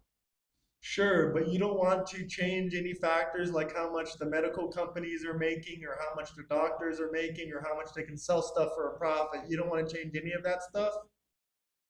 No, so you So you would wouldn't even that make would our insurance change. cheaper. So hold on. Go ahead, go ahead. That part would change, right? So the just by the sheer fact of government, like a single payer system, because that's like the main one that we're talking about, right? So with a single payer system where there's no private insurance option and there's only public insurance option, the way that would work is it's basically Medicare expanded to a point where everybody is covered by Medicare. And with Medicare Okay, so like specifically, Medicare the for way all, that right? yes, that's literally a So single another we're not name gonna lower for the price at single all. Then payer is it's gonna be the same Medicare. price as our current Medicare system, which is No, about if $15,000 a year per person. yes. However, so there's a couple different things here, right? So do you know how the insurance negotiation system works? I'm not 100% familiar with it, but I know some basic stuff about it. So are we going to negotiate better, basically better rates with more of a socialized So power of the people, or what's going to happen here? with Medicare specifically, the way that it already works, Medicare pays significantly less when somebody goes to the hospital, when somebody picks up medications, things like that, because the government has negotiated better than what your private insurance companies have. There's a reason why when you go as a individual with private insurance, there's so like with private insurance and like and in general, right? Or like not having insurance. Like you have like with going to like Walgreens or CVS, you have the GoodRx price that you can get where that At if you Tracy don't Love have JT insurance, and donated then you have the price that you pay $4.99 if through you Super have Chat. insurance, which Why typically do is these about loser the men same, with if no not a little bit testosterone cheaper always than like want the GoodRx socialism? price. And then the price that Medicare itself pays is significantly less than that because of the fact that the government has more negotiating power with hospitals and pharma companies than the private insurance do. So when we nationalize these systems like we do with Medicaid, we end up paying less. And this is why when the Koch brothers and the Congressional Budget Office did those surveys, they showed that over a 10-year span, if we instituted a Medicare for all system, it saves the American people as a whole, not just necessarily the tax dollars, right? Um, it saves about $10 trillion because it reduces the amount that's spent on insurance to private insurance companies and by private insurance companies because the private insurance companies are paying more. Also, another part that's not getting factored in here is the ER thing. So obviously, I'm sure you're aware that when you go to an ER, whether or not you're insured, they have to cover you in general because of the fact that everybody is insured. Those bills are already negotiated and saves people money. There are several different ways that this is money is saved when we do these kinds of things. Okay, sure, but even if I grant you the premise, it saves us $300 billion a year. It's not going to be more effective because you're going to have a mass influx of these private doctors and these private hospitals of people that are going to be waiting in line much longer. We don't have the infrastructure, nor do we have the That's doctors only or if nurses. that's only if we were to cap the amount of money that the doctors can No, it's earn not. We don't through have doing. currently enough doctors or nurses. There's currently a shortage for doctors and nurses as it is, and that's without the universal health care. Certain, not doctors as a whole, but specialty doctors in general, stuff like that. I So would agree it with you, already yes. takes a long time for Uh, specialty doctors, and now we're going to wait.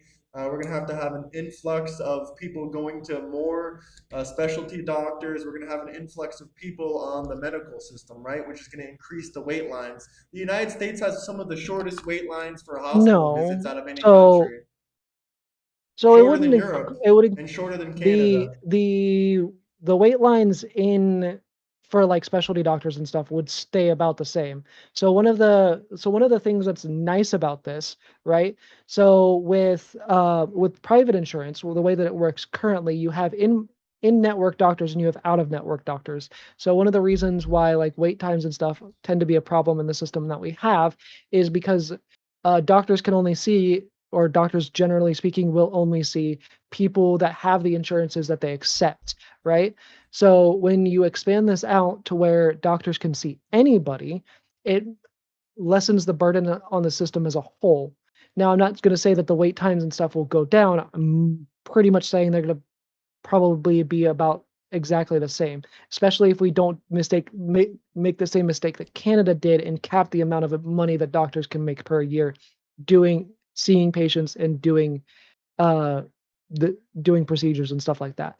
Because the reason why that, like I mentioned earlier, that Canada specifically has these issues is because capped the amount that doctors can make based off of patients that they see and procedures that they make.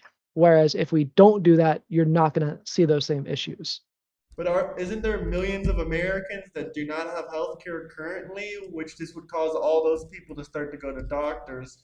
And even if you want to make the argument that, it's because of the out of reach networks for them, that's still going to cause millions of more people to be going to these doctors regardless, which is not going to be able to cover the You would influx of the have population. So for the most part, you would have doctors going. You would have a slight influx of people going to like uh that are going to like primary care doctors and stuff versus like it would they would actually be able to go and get preventative care, and it would make it easier for people to get preventative care, which would reduce the burden on ERs, by the way, But and it wouldn't the would government have a also in set fixed national budget for healthcare, which has tended to limit government total number of funded surgeries and diagnostic slots and specialized appointments per hospital per quarter?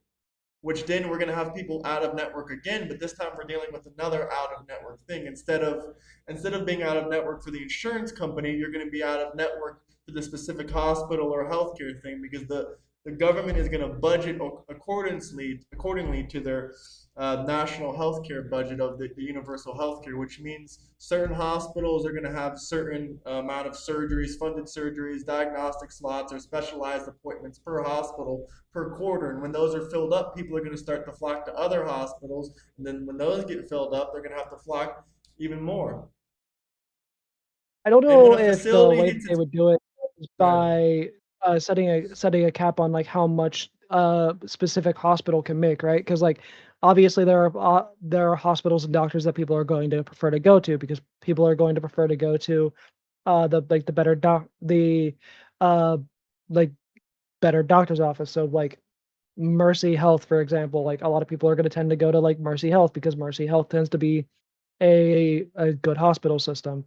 Um I mean, I don't know your area, like, but, like, in my area, right, like, the, the, if I would drive a little bit north, Kettering Health in, like, Dayton, Ohio, is going to be one of the better hospital systems, But you around as agree well. that funding is going to be limited. It's not going to be unlimited, right? So that means these hospitals, if they're in high demand, are eventually going to have to say, okay, well, this is it per quarter for this knee operation, or like when facilities hit its budget allocation for knee No, replacements because or the way elective that heart surgeries, that's not then they're going to run out of money. how that's not how insurance works. So the way that insurance works is it's a claim system where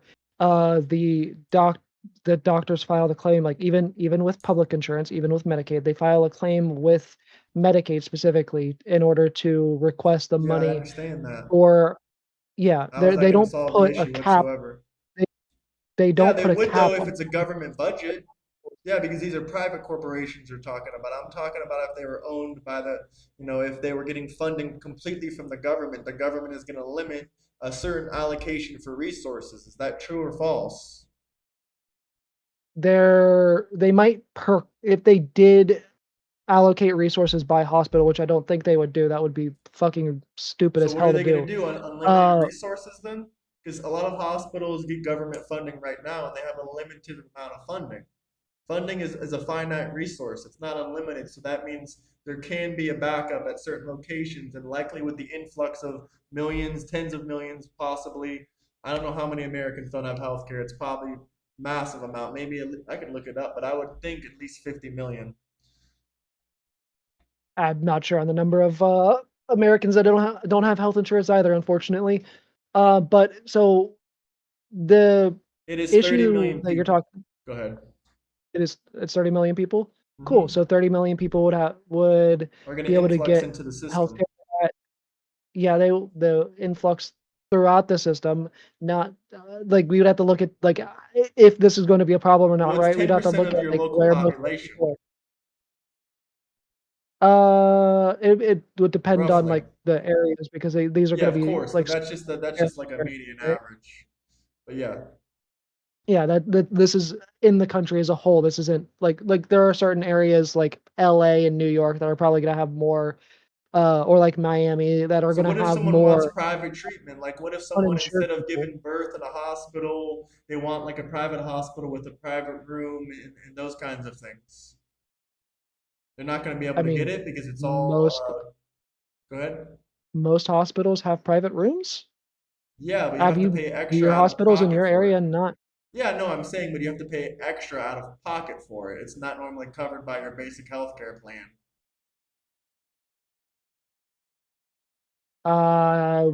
And there's only a set Whenever amount I've of gone private to rooms. You the have to book these and you have to book these ahead of time, months and months ahead of time. There's not an unlimited amount. This is another finite resource that not everyone would be able to access. I mean, yeah. So for the most part, like right, like so ER specifically, right? At least in my area, I'm going off of my area. So the only time that you don't get a private room when you're in an ER, in my area specifically, is if the ER is like overflowing and overbooked. So Which would by happen a extension, lot. because of the Go ahead. no, it would happen less because of the fact that people are gonna be able to get preventative care.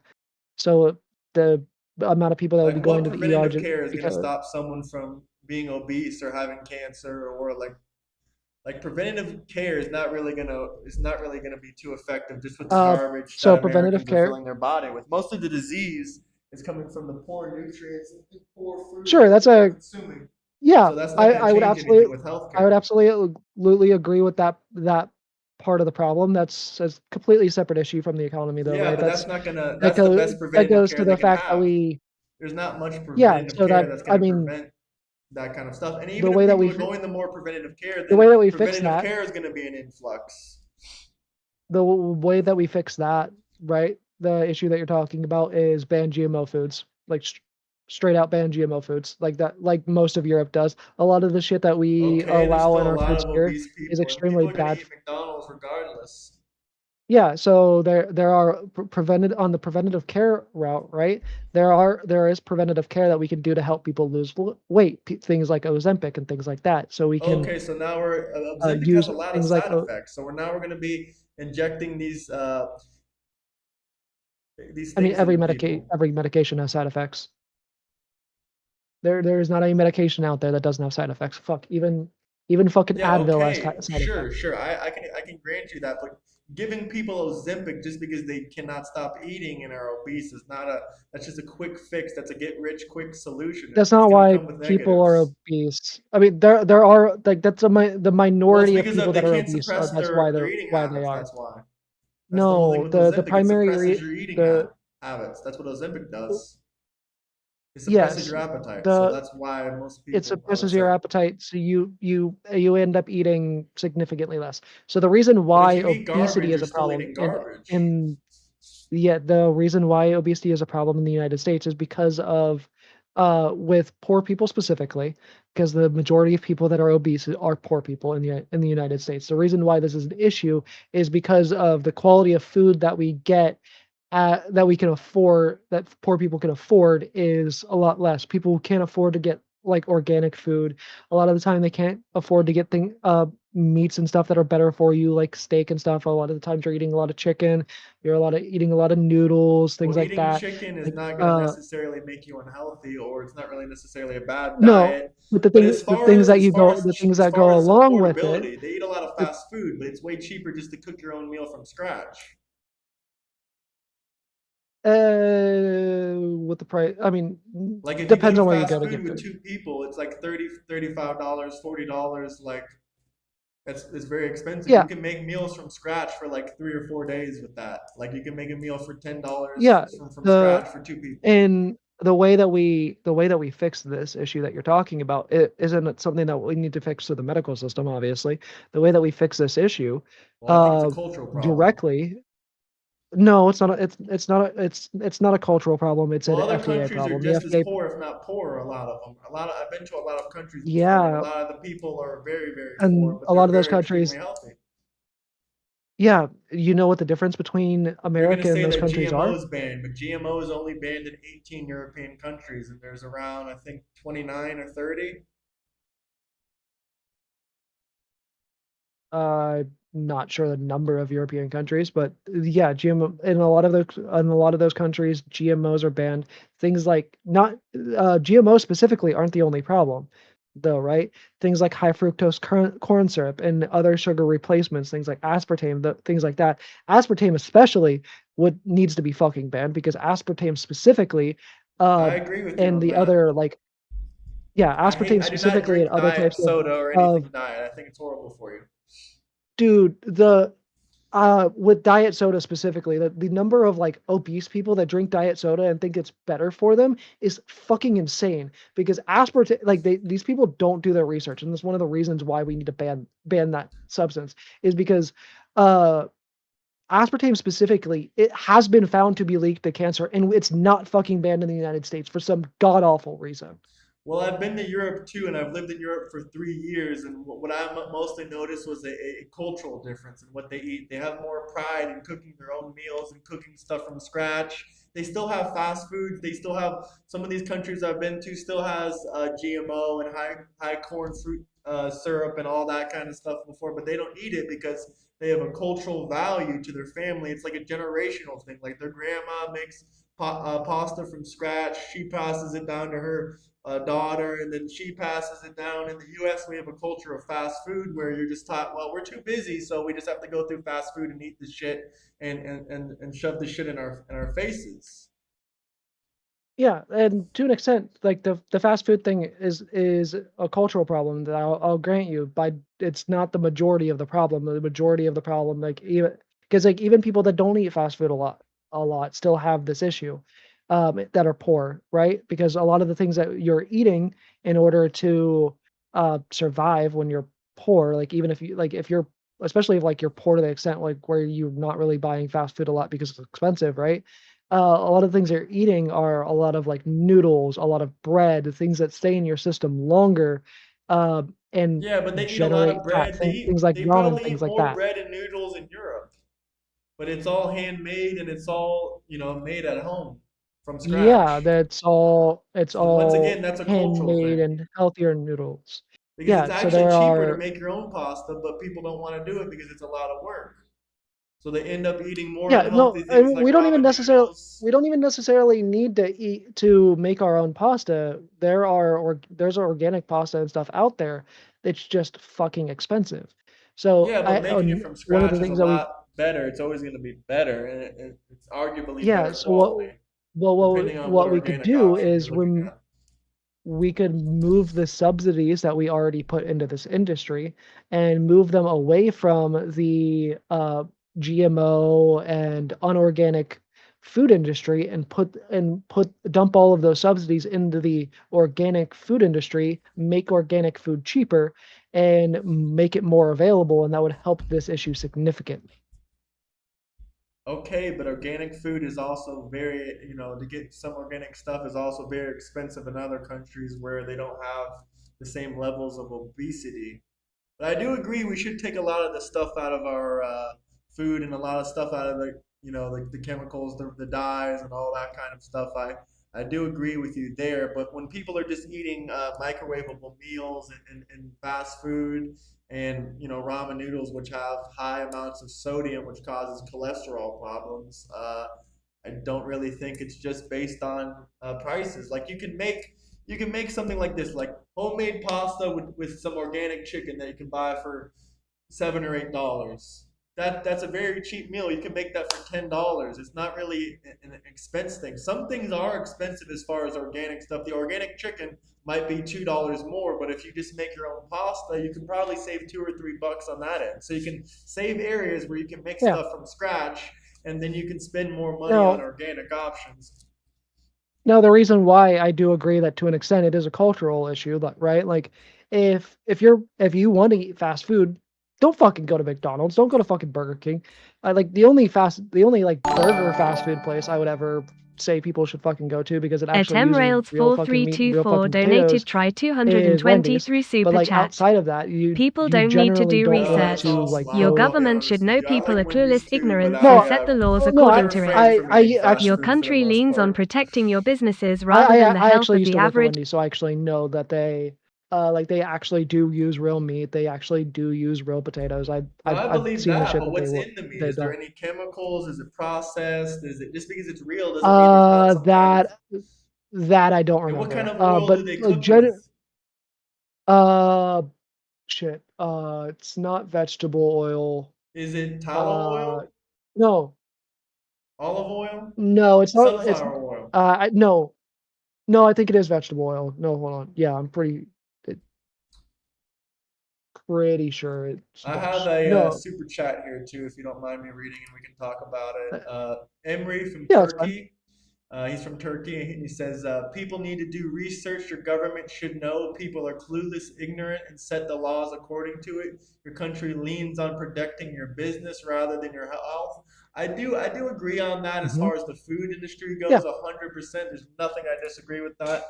And I do think we do need more absolutely. regulations in certain industries, but I also do believe in less regulations in certain industries, but it's depending. But I still don't understand the The moral premise of socialism. I don't see how you can take what someone else worked for their entire life, like 30, 40 years, and just seize the means of production. Yeah, so the moral principle behind socialism, right?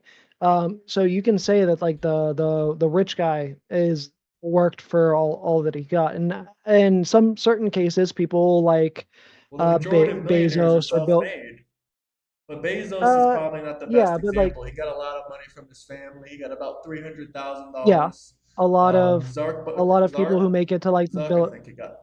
a Go lot ahead, of mate. Go ahead. people who make it to like the billionaire category definitely end up getting a lot of money from their family, right? Like the self-made millionaires that you're talking about, right? Are a great example. Are a great example of that in this. One person, two people, right? That I would say that are kind of a better example of this. They didn't get that are like in would be in the ultra rich category that You're gonna have to everybody's tell me gonna how know. much money they Uh, inherited. Go ahead. so I'm talking about Bill Gates and Steve Jobs specifically, right? They're obviously Steve Jobs is no longer with us.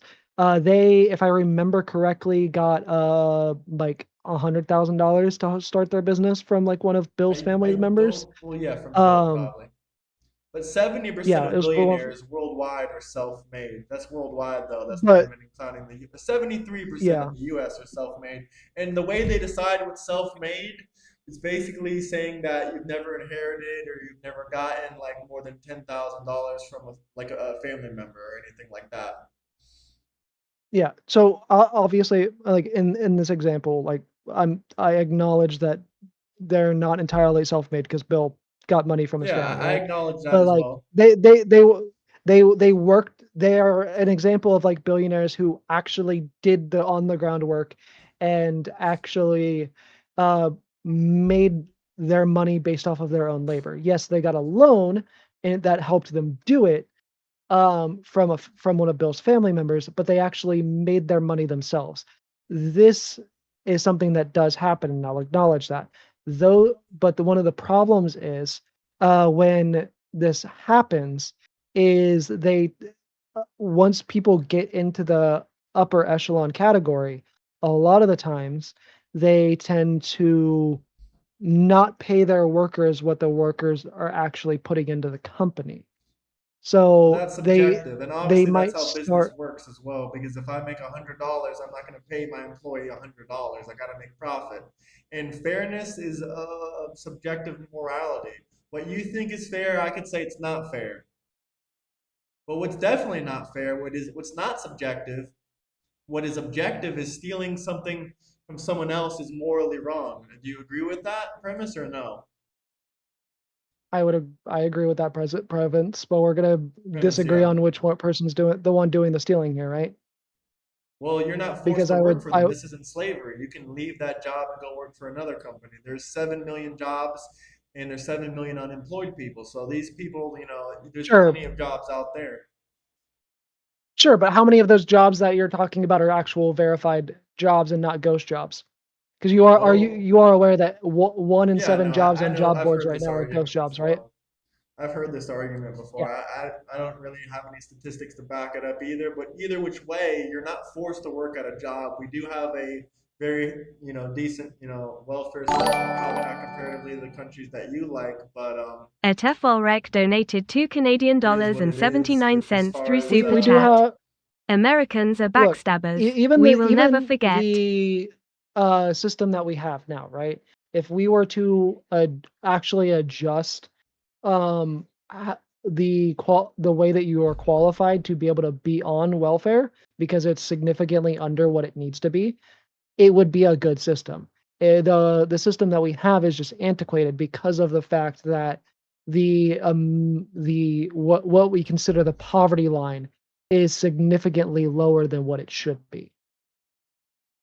well, the poverty line in China is like $2 a day, but that's kind of irrelevant. It's always like that in a lot of different countries. But even our impoverished people are doing a lot better than a lot of other poor countries. And the thing you're still not realizing is you're not forced to work at any corporation or job, so no one's stealing your time or your effort or anything like that. And when you're an employee, you know that you're not gonna get the profits, the full profits of your labor. That's why you chose to be an employee because it's more reliable and you get a set paycheck every week. You don't have the high risk reward factor as a entrepreneur or CEO or anyone like that. Or somebody doing gig work, Sure, even gig work, you have there's high.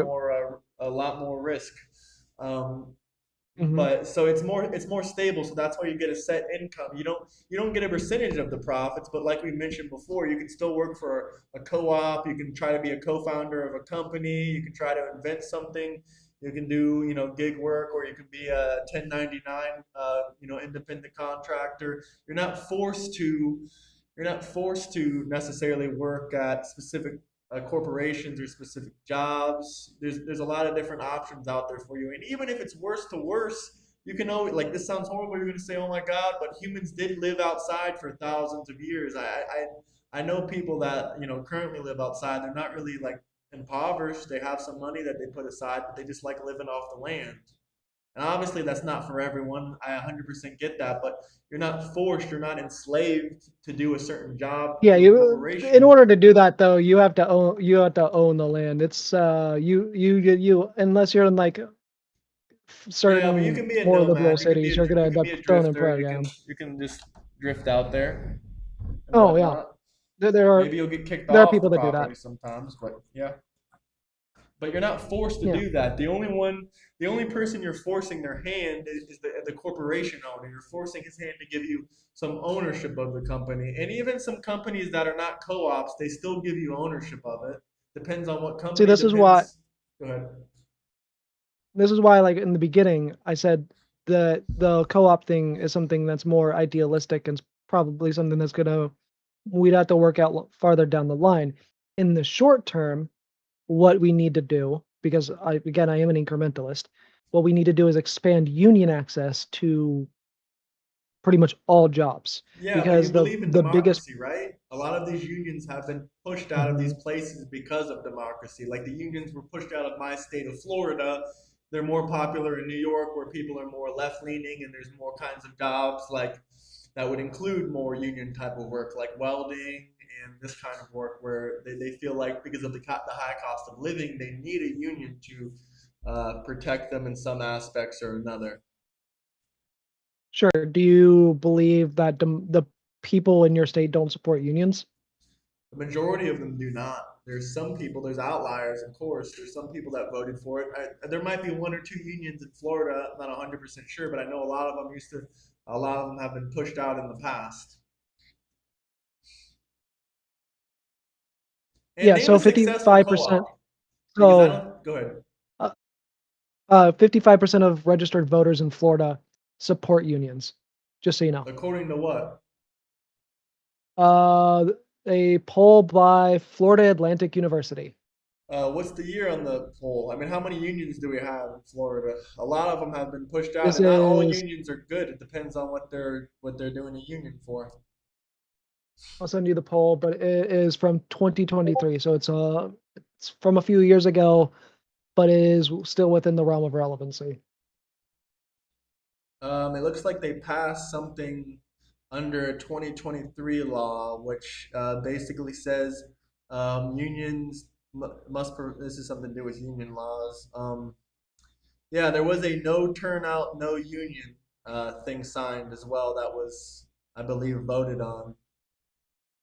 But it's Was kind it of voted on by irrelevant to the people or is it, conversation. My main point was that unions are not as popular in Florida as they are in New York. They're not really, sure, overall as they're not, popular because people are not really too fond of them like in certain areas of the country.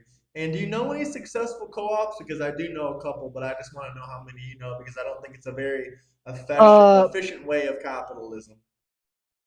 yeah, so actually how, so I'm not going to give the name of her business, but because she's a small business owner, I do have a person that I'm very good friends with that runs multiple co-ops, not just here in America, but overseas as well. Yeah, that's Uh, nice, but I'm talking and about like a large co-op that's uh, competing with more free yeah, market so capitalist an example, businesses.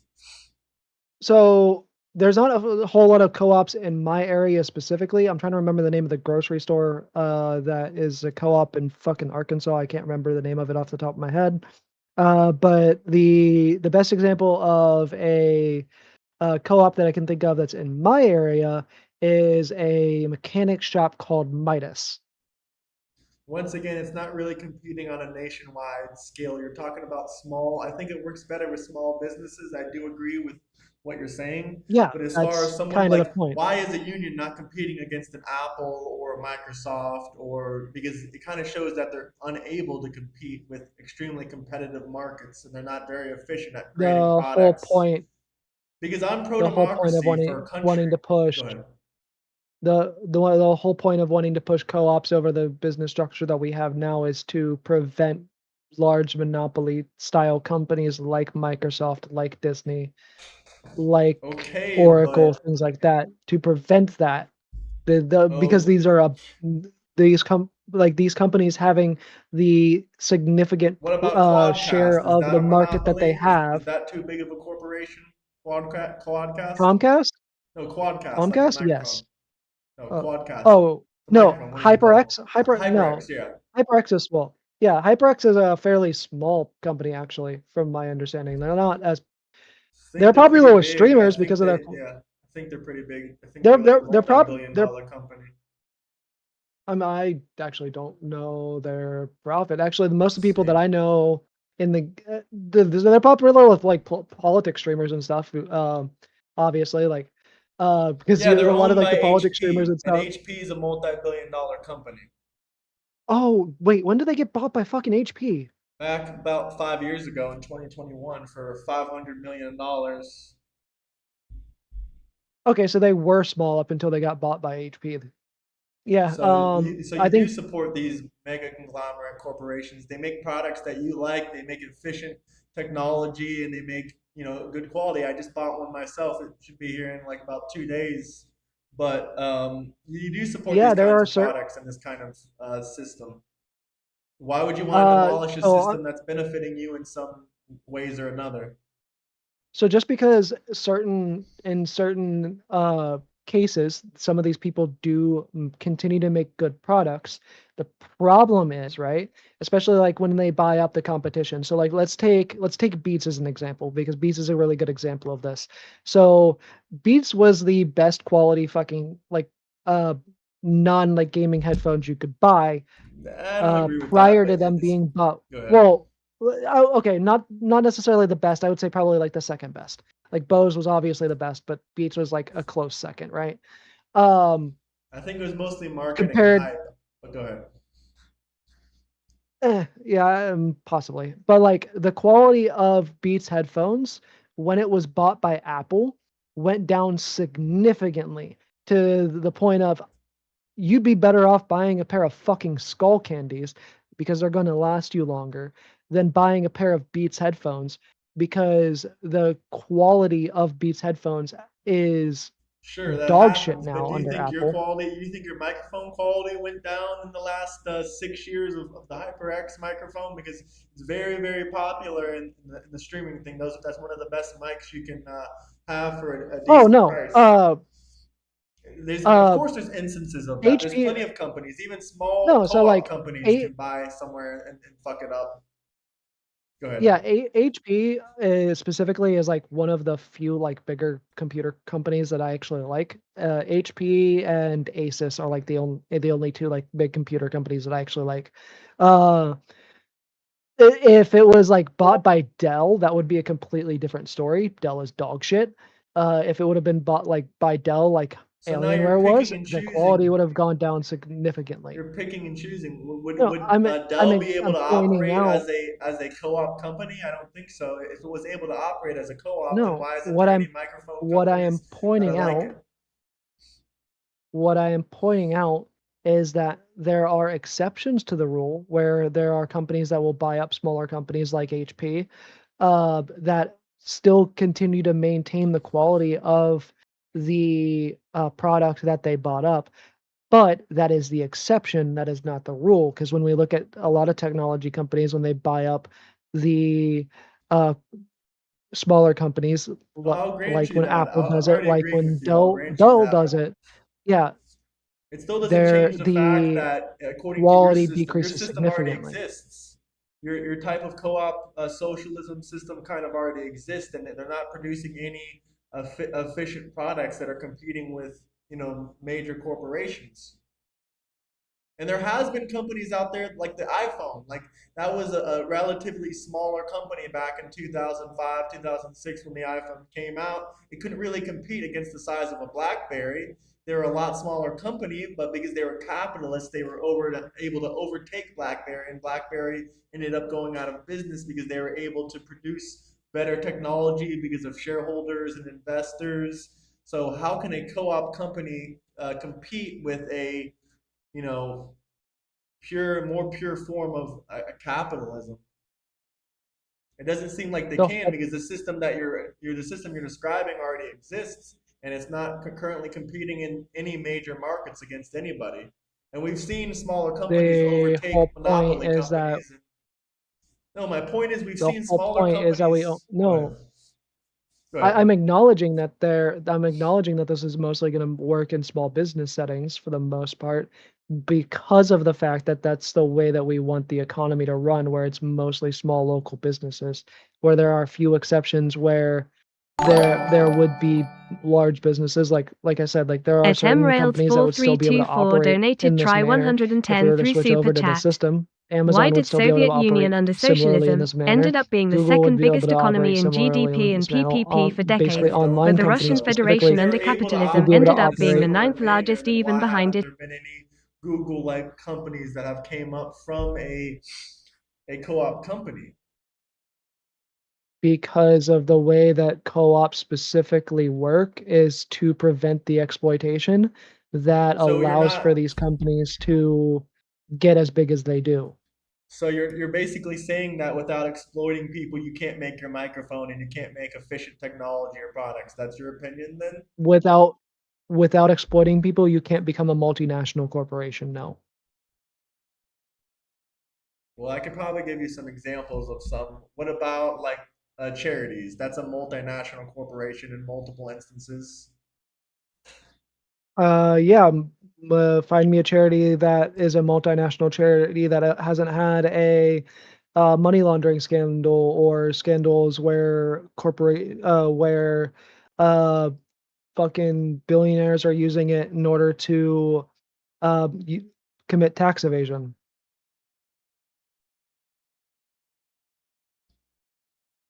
You might be able to find one, but that's because it's the exception, not the rule. Well, let's see. This guy dropped another super chat. He said, "Why did the Soviet Union under socialism end up being the biggest economy in GDP and PPP for decades?" Well, first off, GDP is more or less correlated with population size. Second off, probably because the Soviet Union had like over 8 countries under their reign, which they had a massive population. I don't know what exactly the population was. And as far as Russia, and then he says, but the Russian Federation under capitalism ended up being the ninth largest, even behind Italy. Like I already answered your question before, So GDP is a lot. First off, the Soviet Union industrialized a lot. They had massive industrialization, but they weren't the fastest industrialization in history. And they had a, but they were one of the largest lands of mass, that land of population that ever industrialized. So that, with yeah. the same factor of them also having a high population, is probably what led them to Well, having the second biggest GDP. you're ignoring the fact that a lot of Russia is like uninhabitable. But for the most Yeah, part, that's so also part of it. um and this factors in with China, not just Russia. Um Would you say Russia never China's got to the socialism communism stage. or socialism? Because I would probably say I don't Uh know about that. I'd say I no. no. No, it's not. The Soviet Union wasn't communist or socialist either. You don't think So it was there are socialist? no. So well, there were, I think, at under for a certain period of time under Stalin it was, and on China under for a certain period of time under Mao was socialist as well. But so one of the things that people that even that especially communists that don't understand, like communists that don't actually research this, don't understand, is that, and but also right wingers, right? China and the Soviet Union both have operated for most of their history under state capitalism. Do you know what the state capitalism phase is uh of like Marxist theology? Not 100%, but you can go ahead. So state capitalism is a system that is similar to socialism, but it is not, it's not socialism. So state capitalism is It's when more the state owns equivalent everything, to right? social democracy. No. So uh so state capitalism specifically is effectively just uh social democracy under an authoritarian system. So the way that it works, so China specifically, right? At Like Rails go into 4324 donated look at try China today. So China 223 is super currently a chat. state capitalist If the system. USA turned to They have socialism today, they have how a would it strong rank social in the safety global net. They do GDP have rankings? some government After nationalized WW2, if industry. the Western Bloc were A lot communists of their and the industry does have socialists to or report to communists the were government. So that's where some of the more heavy, more authoritarian aspects of it come in. However, they still have a free market system on like the generalized level. They still allow billionaires to exist. They still allow people to get rich. The Soviet Union operated in a very similar way to the way that China does today for at least most of its history. There were certain periods of time in the Soviet Union, like under Stalin, that it didn't operate under state capitalism, and there are certain periods of time that China hasn't operated under state capitalism. But wait, can But I for the stop you? most of their history, yeah, State capitalism is when the government owned all the land, factories, banks, and natural resources instead of the workers. You agree with that? Which is basically all the means of production. it is the government owns the means of production to an Okay, so extent. Yes. that's the definition of socialism then. The definition of socialism is N- either the workers own the means of production or the government owns the means of production. yeah, not necessarily, because technically speaking, like even in America, the government owns the means of production. They don't own all the means of Like production. There's private ownership in the government, America.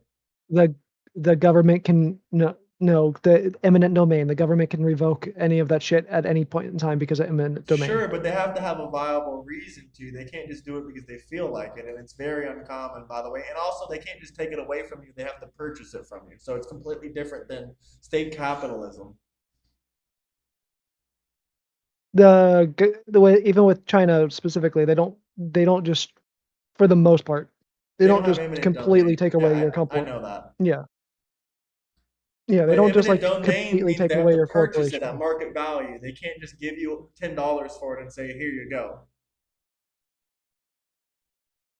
Yeah, typically with eminent domain they'll negotiate with So you they don't own the unless you property, refuse to they give up your purchase shit. properties, which is also not socialism. So I don't understand where you're going.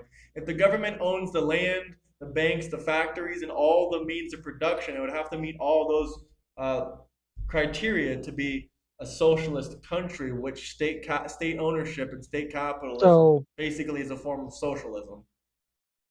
so would you agree that in order for you to own property, you'd be able to do whatever the fuck you want with it, right? No, not necessarily. Not necessarily. So what would you say the limits to that would be? Well, you'd have to be following the country's laws and accordance and their regulations, but it would still be your property. You know, as long as you're following local laws, regulations, and oversight, then you're allowed to have your property. Other than if there's a situation where the government or some kind of entity would want to purchase it from you, and then that situation happens. So you wouldn't you wouldn't say the fact that in most areas of the United States, if you want to like build like a shed on your property, you have to have somebody come out and zone and inspect it. You wouldn't consider that a limit on the fact that we supposedly I own would our say it's property not then. absolute freedom, but is there absolute ownership or is there absolute freedom with anything that you have? Absolute freedom with anything you have doesn't exist. Like I own my phone outright, but if I travel to another country and I fly into the airport and they say you're under investigation, you're suspected of a crime, can we look through your phone? And I tell them no, and they take my phone from me. Does that mean I never own my phone? Does that mean I don't own it outright? Does that Uh, mean another government of a foreign country owns my property? Because I can make the example with anything. not That not with that, but there are, depending on what kind of phone you have, there are reasons that I would say you don't own your phone. Like based if on what do you you have an can turn iPhone, off or your phone.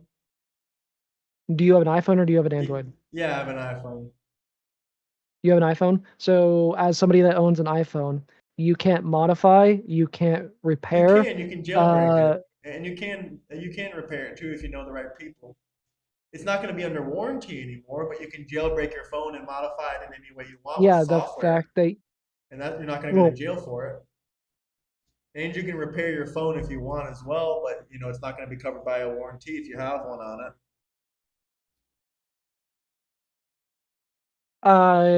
but you can't purchase the parts yourself in order to repair them, because You of the can fact that purchase a lot Apple of the parts product. on the black market. I don't know all the details of Well, I the mean, yeah, individual. you can You can replace a purchase them on screen, you can the replace a black battery, you can market, but replace that's different. pretty much everything except like the CPU or the other, I don't really know all the components in it, but anything that's not Yeah, like I'll, patent, anything that's not patent, like I'll Apple technology, like their processors, even with Android, they have probably processors that are patented that they don't want other people to have access to, right? I'm assuming so because there's copyright laws and there's other ownership laws of certain technology, which well, I they mean, don't want to give for out the to the most part, free market. It's not open source. It's not open on a phone, source, so. on a phone specifically, like the majority of like the stuff that you're going to need to repair is like the phone screen, the battery, and the charging port. Yeah, you can So get like all those are that. the like you can get all of that from the black market, sure, but you can't get all of that directly from Apple. That's where it Yeah, becomes a okay, okay, problem. okay.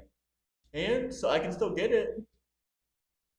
But we have another super Yeah, chat question. Go if you ahead. know the right to people, yeah, if you know the Yeah, right people to be able to get it. Whereas with an Android, you can go on Amazon and buy all of the shit that you need to repair it. I can buy it on Amazon. I can buy a new screen for my phone on Amazon or a new battery on Amazon.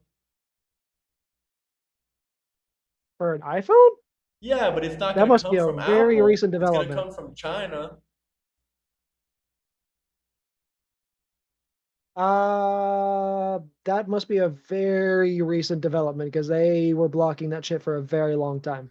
I could be wrong, but I could check Amazon in a second if you like. If the USA turned to socialism today, how would it rank in the global GDP rankings? After World War II, the Western Bloc were communist and the socialists or communists were the capitalists. Who would have won the Cold War? I'll let you answer this. You want me to read it again? So I mean, as far as like the Cold War part, right? Like I don't the reason why the the US won the Cold War, like the capitalism won the Cold War, is because of the fact that it utilized embargoes and has generally speaking controlled most of the world. A lot of the resource bearing countries in the throughout the world, like Africa and in South America, are were at the time either directly run by European countries that were capitalist or were subservient uh, puppet states to the U.S. government. So the embargoes that we placed on those countries allowed for the uh, em- the embargoes to basically end up destroying the economies of the socialist countries at the time. Somehow China managed to, and Cuba managed to survive that, and Vietnam, I'm not sure how the fuck they managed to survive. To I be mean, completely honest, they Venezuela should, was a failing economy. They had multiple instances of starvation and economic collapse way before we did any embargoes. Our embargo on Venezuela, our sanctions on them, didn't start until 2017. yeah. Do you know why we started the embargoes on them in 2017? Well, that's a whole nother topic. I'm just trying to point out the fact I don't really know The 100%, but they were having economic we didn't. collapse before. Yes, they were having economic collapse while they were capitalist, and then No, they were socialists. ele- They've been no, they were socialists not. for the last, they were self-proclaimed socialists for the last 25 years.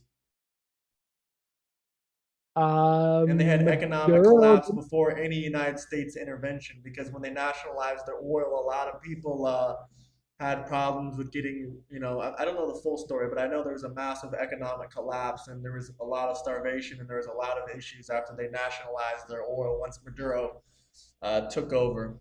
But the answer back on his other question, he asked what would happen to our GDP if we became socialist today. I am just reading this off Google. It says uh, if, go ahead. yeah, so with the so a lot of the GDP markers specifically, so with look at national debt and stuff like that. So not just production. So a lot of the production, like a lot of it's like production to debt ratio. So one of the funny things that you'll look at if you look at socialist countries is they don't tend to have a high national debt because of the way that their system works, because all of Well, it because no is one wants government to loan run. them money. No, it's because they don't need to. Then why are they They starving? don't. It's not a lot of the times why the starvation ends up happening is due to embargoes, not Once again, I gave because you an of the example of economy itself. without an embargo, they had starvation. There you go, Venezuela. But I would like to answer the Venezuela, question as well. the Go ahead. reason, yeah, go ahead. Go ahead. If the United, it says this is just from Google. This is not my personal opinion, but I more or less agree with this. But if the United States transitioned to a socialist economy today, its GDP would likely experience a severe short-term contraction, followed by a fundamental restructuring of how economic output is measured. So they probably get rid of GDP altogether because the USA represents the world's largest market-driven economy. An overnight or rapid shift towards state ownership or worker control would trigger unprecedented structural shocks to the world economy. So, with the Venezuela example specifically, their economy crashed in 2013, which was prior to Nicolas Maduro coming into office. That You sure was about that? I remember it he was in power for the collapsed. last 25 years, He didn't come into power until like late 2013. It see, collapsed prior to that. It collapsed after the death of Hugo Chavez. which was also a socialist, correct? I don't think Hugo Chavez was socialist, no. Let's see.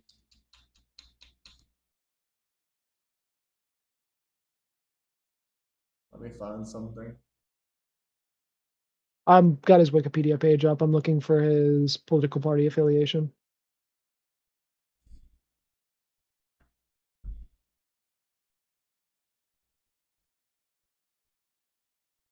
Yes, mainstream economists and political scientists generally agree that Venezuela's economic and humanitarian collapse was a direct result of the specific Bolivian socialist policies. While the government operated under the banner of socialism to help the poor, the concrete policies they enacted dismantled the mechanics that kept the economy stable. Under the socialist goal of reducing inequality and eliminating corporate greed, the government seized more than 6 million hectares of private farmland, along with hundreds of private factories, oil assets, and food distribution. The result was the state replaced experienced private managers with loyal party bureaucrats without a profit motive or a market competition to force efficiency. Production in almost every nation or in every nationalized sector plummeted. Okay. Yeah, I mean, I can grant At you that Venezuela is an 4324 example, donated try one example 110 of through Super Chat. a Euro, socialist what about country who would win collapsing on Cold its War own if the without any outside ideologies were interference. the other way The around? the fact is, though, that we still have the three of the longest running socialist countries in the world that are still running perfectly fine You without think Cuba is running uh perfectly fine?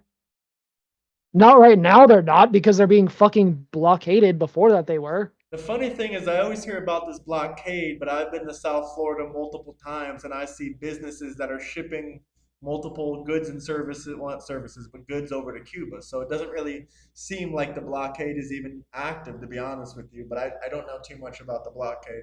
I mean, the Trump administration has admitted that they're currently blockading Cuba. So, Well, then how I are mean, the if you try goods and take shipping the from Trump Miami administration down to at the, Cuba? They're not, how is that possible then? that's a good question because they're not supposed to be doing trade with Cuba in the Are first place. goods, They're here, let's look it probably up. not Are doing it goods being legally. shipped from Miami to Cuba? Also, the blockade on Cuba wasn't isn't a and if I remember correctly, uh, isn't in a like blanket blockade. It's not. They're not blockading like food and stuff from getting in because that would be a international crime, right? They're only blockading oil. They're basically trying to collapse the economy by preventing Well, they're not Cuba from selling getting any any more of oil to go into Venezuela's their oil to economy. Cuba, which was keeping them afloat because we seized that. Here's another Yeah, super the chat Venezuela question. Go ahead. the only place that they Venezuela is not the only place that they got oil from, though. They also got oil from the Middle East and Russia. Sure, the majority of it though is coming from Venezuela, but the next super chat says Euro. What about who would win Cold War if the ideologies were the other way around? If America was socialist and Russia was capitalist, I would probably, I mean, it depends. Do we get to keep all of our military equipment and all of our innovations? Because if we get to keep everything the same, I think there's still a good chance that we'd win because we've built up hundreds of years of capitalism, weaponry, artillery, Well, resources. the factoring thing here is who like what's the rest of the world economy like? So if we flipped the social like the capitalist countries to socialist countries, and then the socialist countries were all capitalist, then the socialism would win because the whole reason why the the socialist countries that did collapsed is because of the world economy being primarily capitalist, because that's hard for us. So that's why a lot of the countries that we're talking about, like Cuba, uh, Vietnam, China, that are still operating to this day, they don't operate under socialism. They generally operate under state capitalism. So that's why the reason why they can't Well, state fully capitalism, socialize once their again, economy it like fits that. my definition of socialism and fits the Webster definition of socialism. Yes, but it doesn't fit the Marxist definition of socialism. So they're two different things. It doesn't fit all Marx key points, but it's still a form of socialism. There's different types of socialism that's not Marxism. Yeah, they're like I said, it's closer to like state capitalism is basically just authoritarian social democracy. I mean, there might be. I don't think there is really any I haven't really seen an example of them having a democracy. But to answer a little bit more on that question, I At do Mrails agree with most of 4324 what you donated said, but I try have a 55 completely through different Super Chat. perspective. I John think F. that we Kennedy would win the specifically Cold used the War term only because quarantine we had a instead of built blockade military against and we had Cuba because it would be an lots of act war money and under lots of international soldiers law. and we had the resources already accessible. So if we just flipped it overnight to socialism, there probably would be, long-term economic instability and probably what we've seen in Venezuela to a level, to an extent. Maybe it'd be a little bit better because I do think we still have better world leaders and not just, not like different levels of the government. We have better people that with better ideas, but I still think we would win the Cold War. But it would long term, I think, collapse our economy. But here, I have another super chat here. John F. Kennedy specifically used the term quarantine instead of blockade against Cuba because it would be an act of war under international law. I don't think that's true either. I think we do blockades against other countries all the time, and I don't think it's necessarily a an act of war. Let's see, is a blockade? Uh, I'll Google it. a blanket blockade is an act of war. Yes. Okay, well we've never done a blanket blockade on them. We still allow humanitarian aid. We Yeah. still allow food, high demand goods, services, electric generators, solar lamps, batteries, stuff for families. We family ship to other families in Right Cuba. now, right now, specifically according to the Trump administration, the only thing that we're really allowing in is like humanitarian aid. We're not allowing in any oil, Yeah, but humanitarian which aid is can be which is the electric reason generators, why. solar lamps, batteries. I mean, if they're sending in generators, it would have to be like solar or wind power generators because they're not allowing any oil in. So how the fuck are they gonna power the generators? Well, I thought socialism was more or less being more self-sufficient in some aspects, no? Yeah, At but Cuba doesn't really have any oil to be able to tompepine.v.3803 mine donated themselves, $5 so through Super that's one Chat. of the few things that they I have to am get not from other worried about countries. international One law. one of the main things America that is they have the to get from law. other countries. We got another super chat. It says, I'm not worried about international law. America is the law. I Also, when I get my, mean, my microphone in a couple days, maybe on Friday or Saturday, we can do another stream or another debate because it would look good if we both had the same microphones. And also, I ordered a yeah. new camera too, so By the way, you don't have when you get your microphone, you don't have to have it changing colors like mine I do. If you download the I'm gonna HyperX keep it app, you can blue have it probably. as set as a stack. Yeah, you can set it Yeah, as a static color if you download the HyperX app. yeah. I'm probably gonna keep it at a blue color. Hmm. But what webcam do you use? I'm curious. I have the Logitech HD. Yeah, the 1080p one. Nice, nice. Here we got another super chat.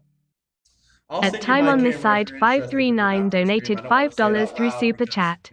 other streamers Socialism out there fails that I due don't to like might be centralized like, oh, I'm gonna control get of this. having a way to Not that I'm trying understand, to prove, and gatekeep, I'll demand share if it with goods. you. Socialism fails due to centralized control of having a way to understand, provide, and demand of goods. Sorry, let me read that again. Some spelling errors.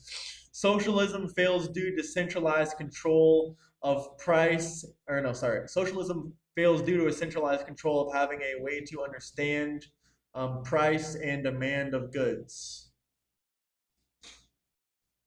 Uh, so that's why certain issues arise in socialism. That's not necessarily why it fails.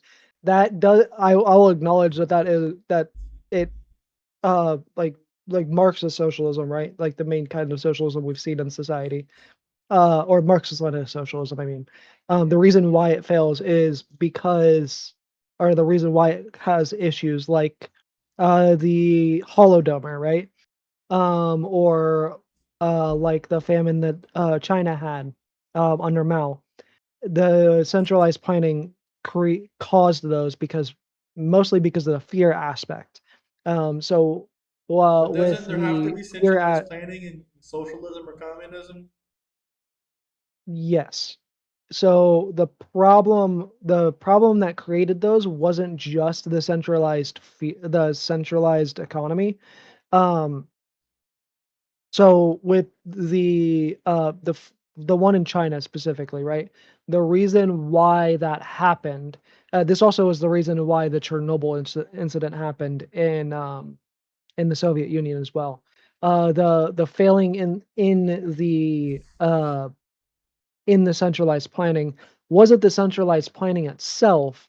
It was they were too scared to report the accurate numbers so that their leadership could correct it because of the way that Mao and Stalin respectively ruled, where they would fucking kill any dissenters.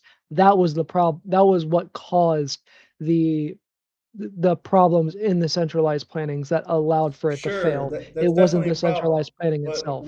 what about without private property and like free exchange and market-driven ideas? A central committee, like whoever was in charge, has no viable way to calculate what goods to produce or how much material to use or how much to measure whether an operation is actually creating value or just wasting resources or like any of the So indications of price and market. So that's not entirely true. This is a misconception. So let me clarify. I might not be a communist anymore, but I was a Marxist for a very long What time, changed your and I mind? understand how. Because I don't think that the end goal of com. This is actually literally some of the stuff that you were talking about on stream is some of the stuff that like I realized that what was like the issue. Like so like with communism specifically, the whole goal of a stateless, classless, moneyless society, I don't think that's going to work. The reason why I don't think that's going to work is because we will always have greedy people. We will always have narcissistic and sociopathic and psychopathic people that are going to be willing to exploit other people and want to take over society for themselves.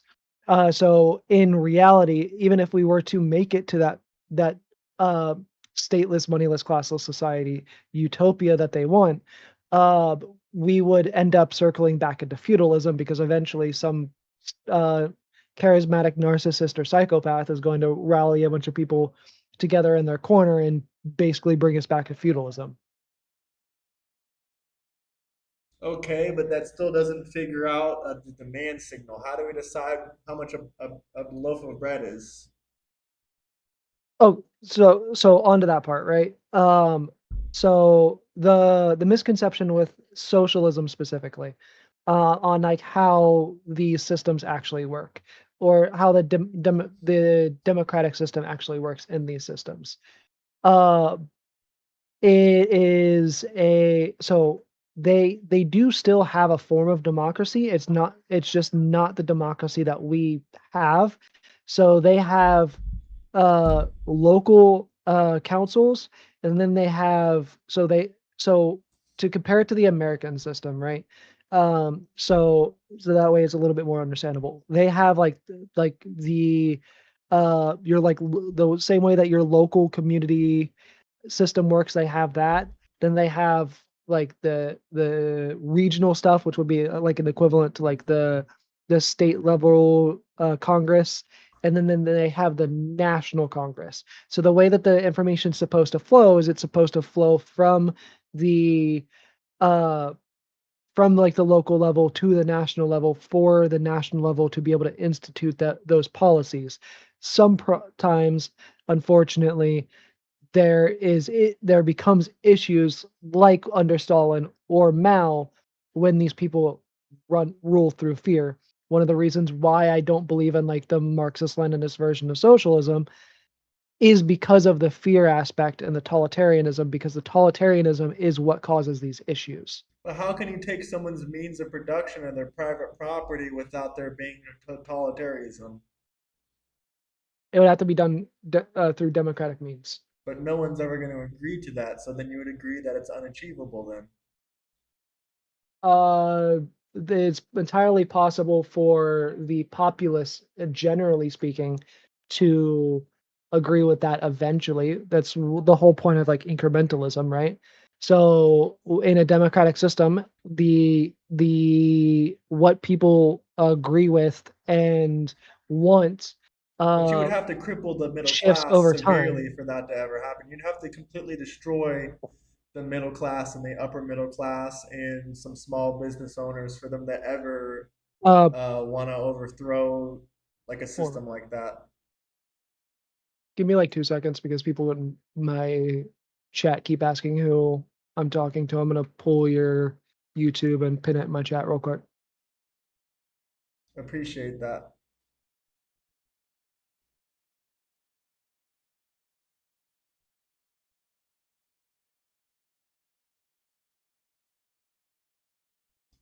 But even with your thing about the central planning, no agency board or not even like if you use AI can process the millions of real-time decisions and preferences and local trade-offs made by like the individual consumer and workers every day. This is something that can only be done directly through capitalism. So, I mean, like The central the same planning issues know that what arise. 300 million people need. Like, how can one central planning authority know exactly what 300 million people need every day? And if Okay. So with central planning specifically, right? There is not much of a difference between central planning and how the central planning in a corporation works. So yeah, but a corporation's a corporations, lot smaller, and they also rely on capitalism, which is kind of uh, contradicting your entire point of supporting. Comparing the two is kind of contradictory to supporting like a well, no, I co-op mean, like or I said, I don't. socialism. We're talking about socialism broadly as it's been practiced right now. We're not talking about like the version of socialism I actually support. I agree that the version of socialism that we're talking about right now isn't a good thing because it tends to be a totalitarian dictatorship. Um, like I'm explaining the concept of like how these things work to you guys. I'm not saying that they're a good thing. I one of the reasons so that I haven't really so I started debate as a I want to educate people type thing. And I still do it like that for to an extent, right? And I'm doing that with you right now, so that you can learn these concepts and so that your chat can learn these concepts. These are not things that I support anymore. Okay, so how are you going to do it without central planning? How are you going to have a socialist society without central planning? Through the co-op system where the central planning is still through the corporations, just the corporations are run by the people. Okay, so there is going to be some form of capitalism there then. Yes, like I said, I'm a market socialist. That's still a market socialist system is still a free market system. It's just the workers own the means of production through co-ops. Okay, so then we can just throw the whole central planning thing completely out of the conversation because I do agree that is relatively. This is more like a communist talking point, more or less. Yeah, the central planning thing is more of like a Marxist Leninist or a Marxist thing. I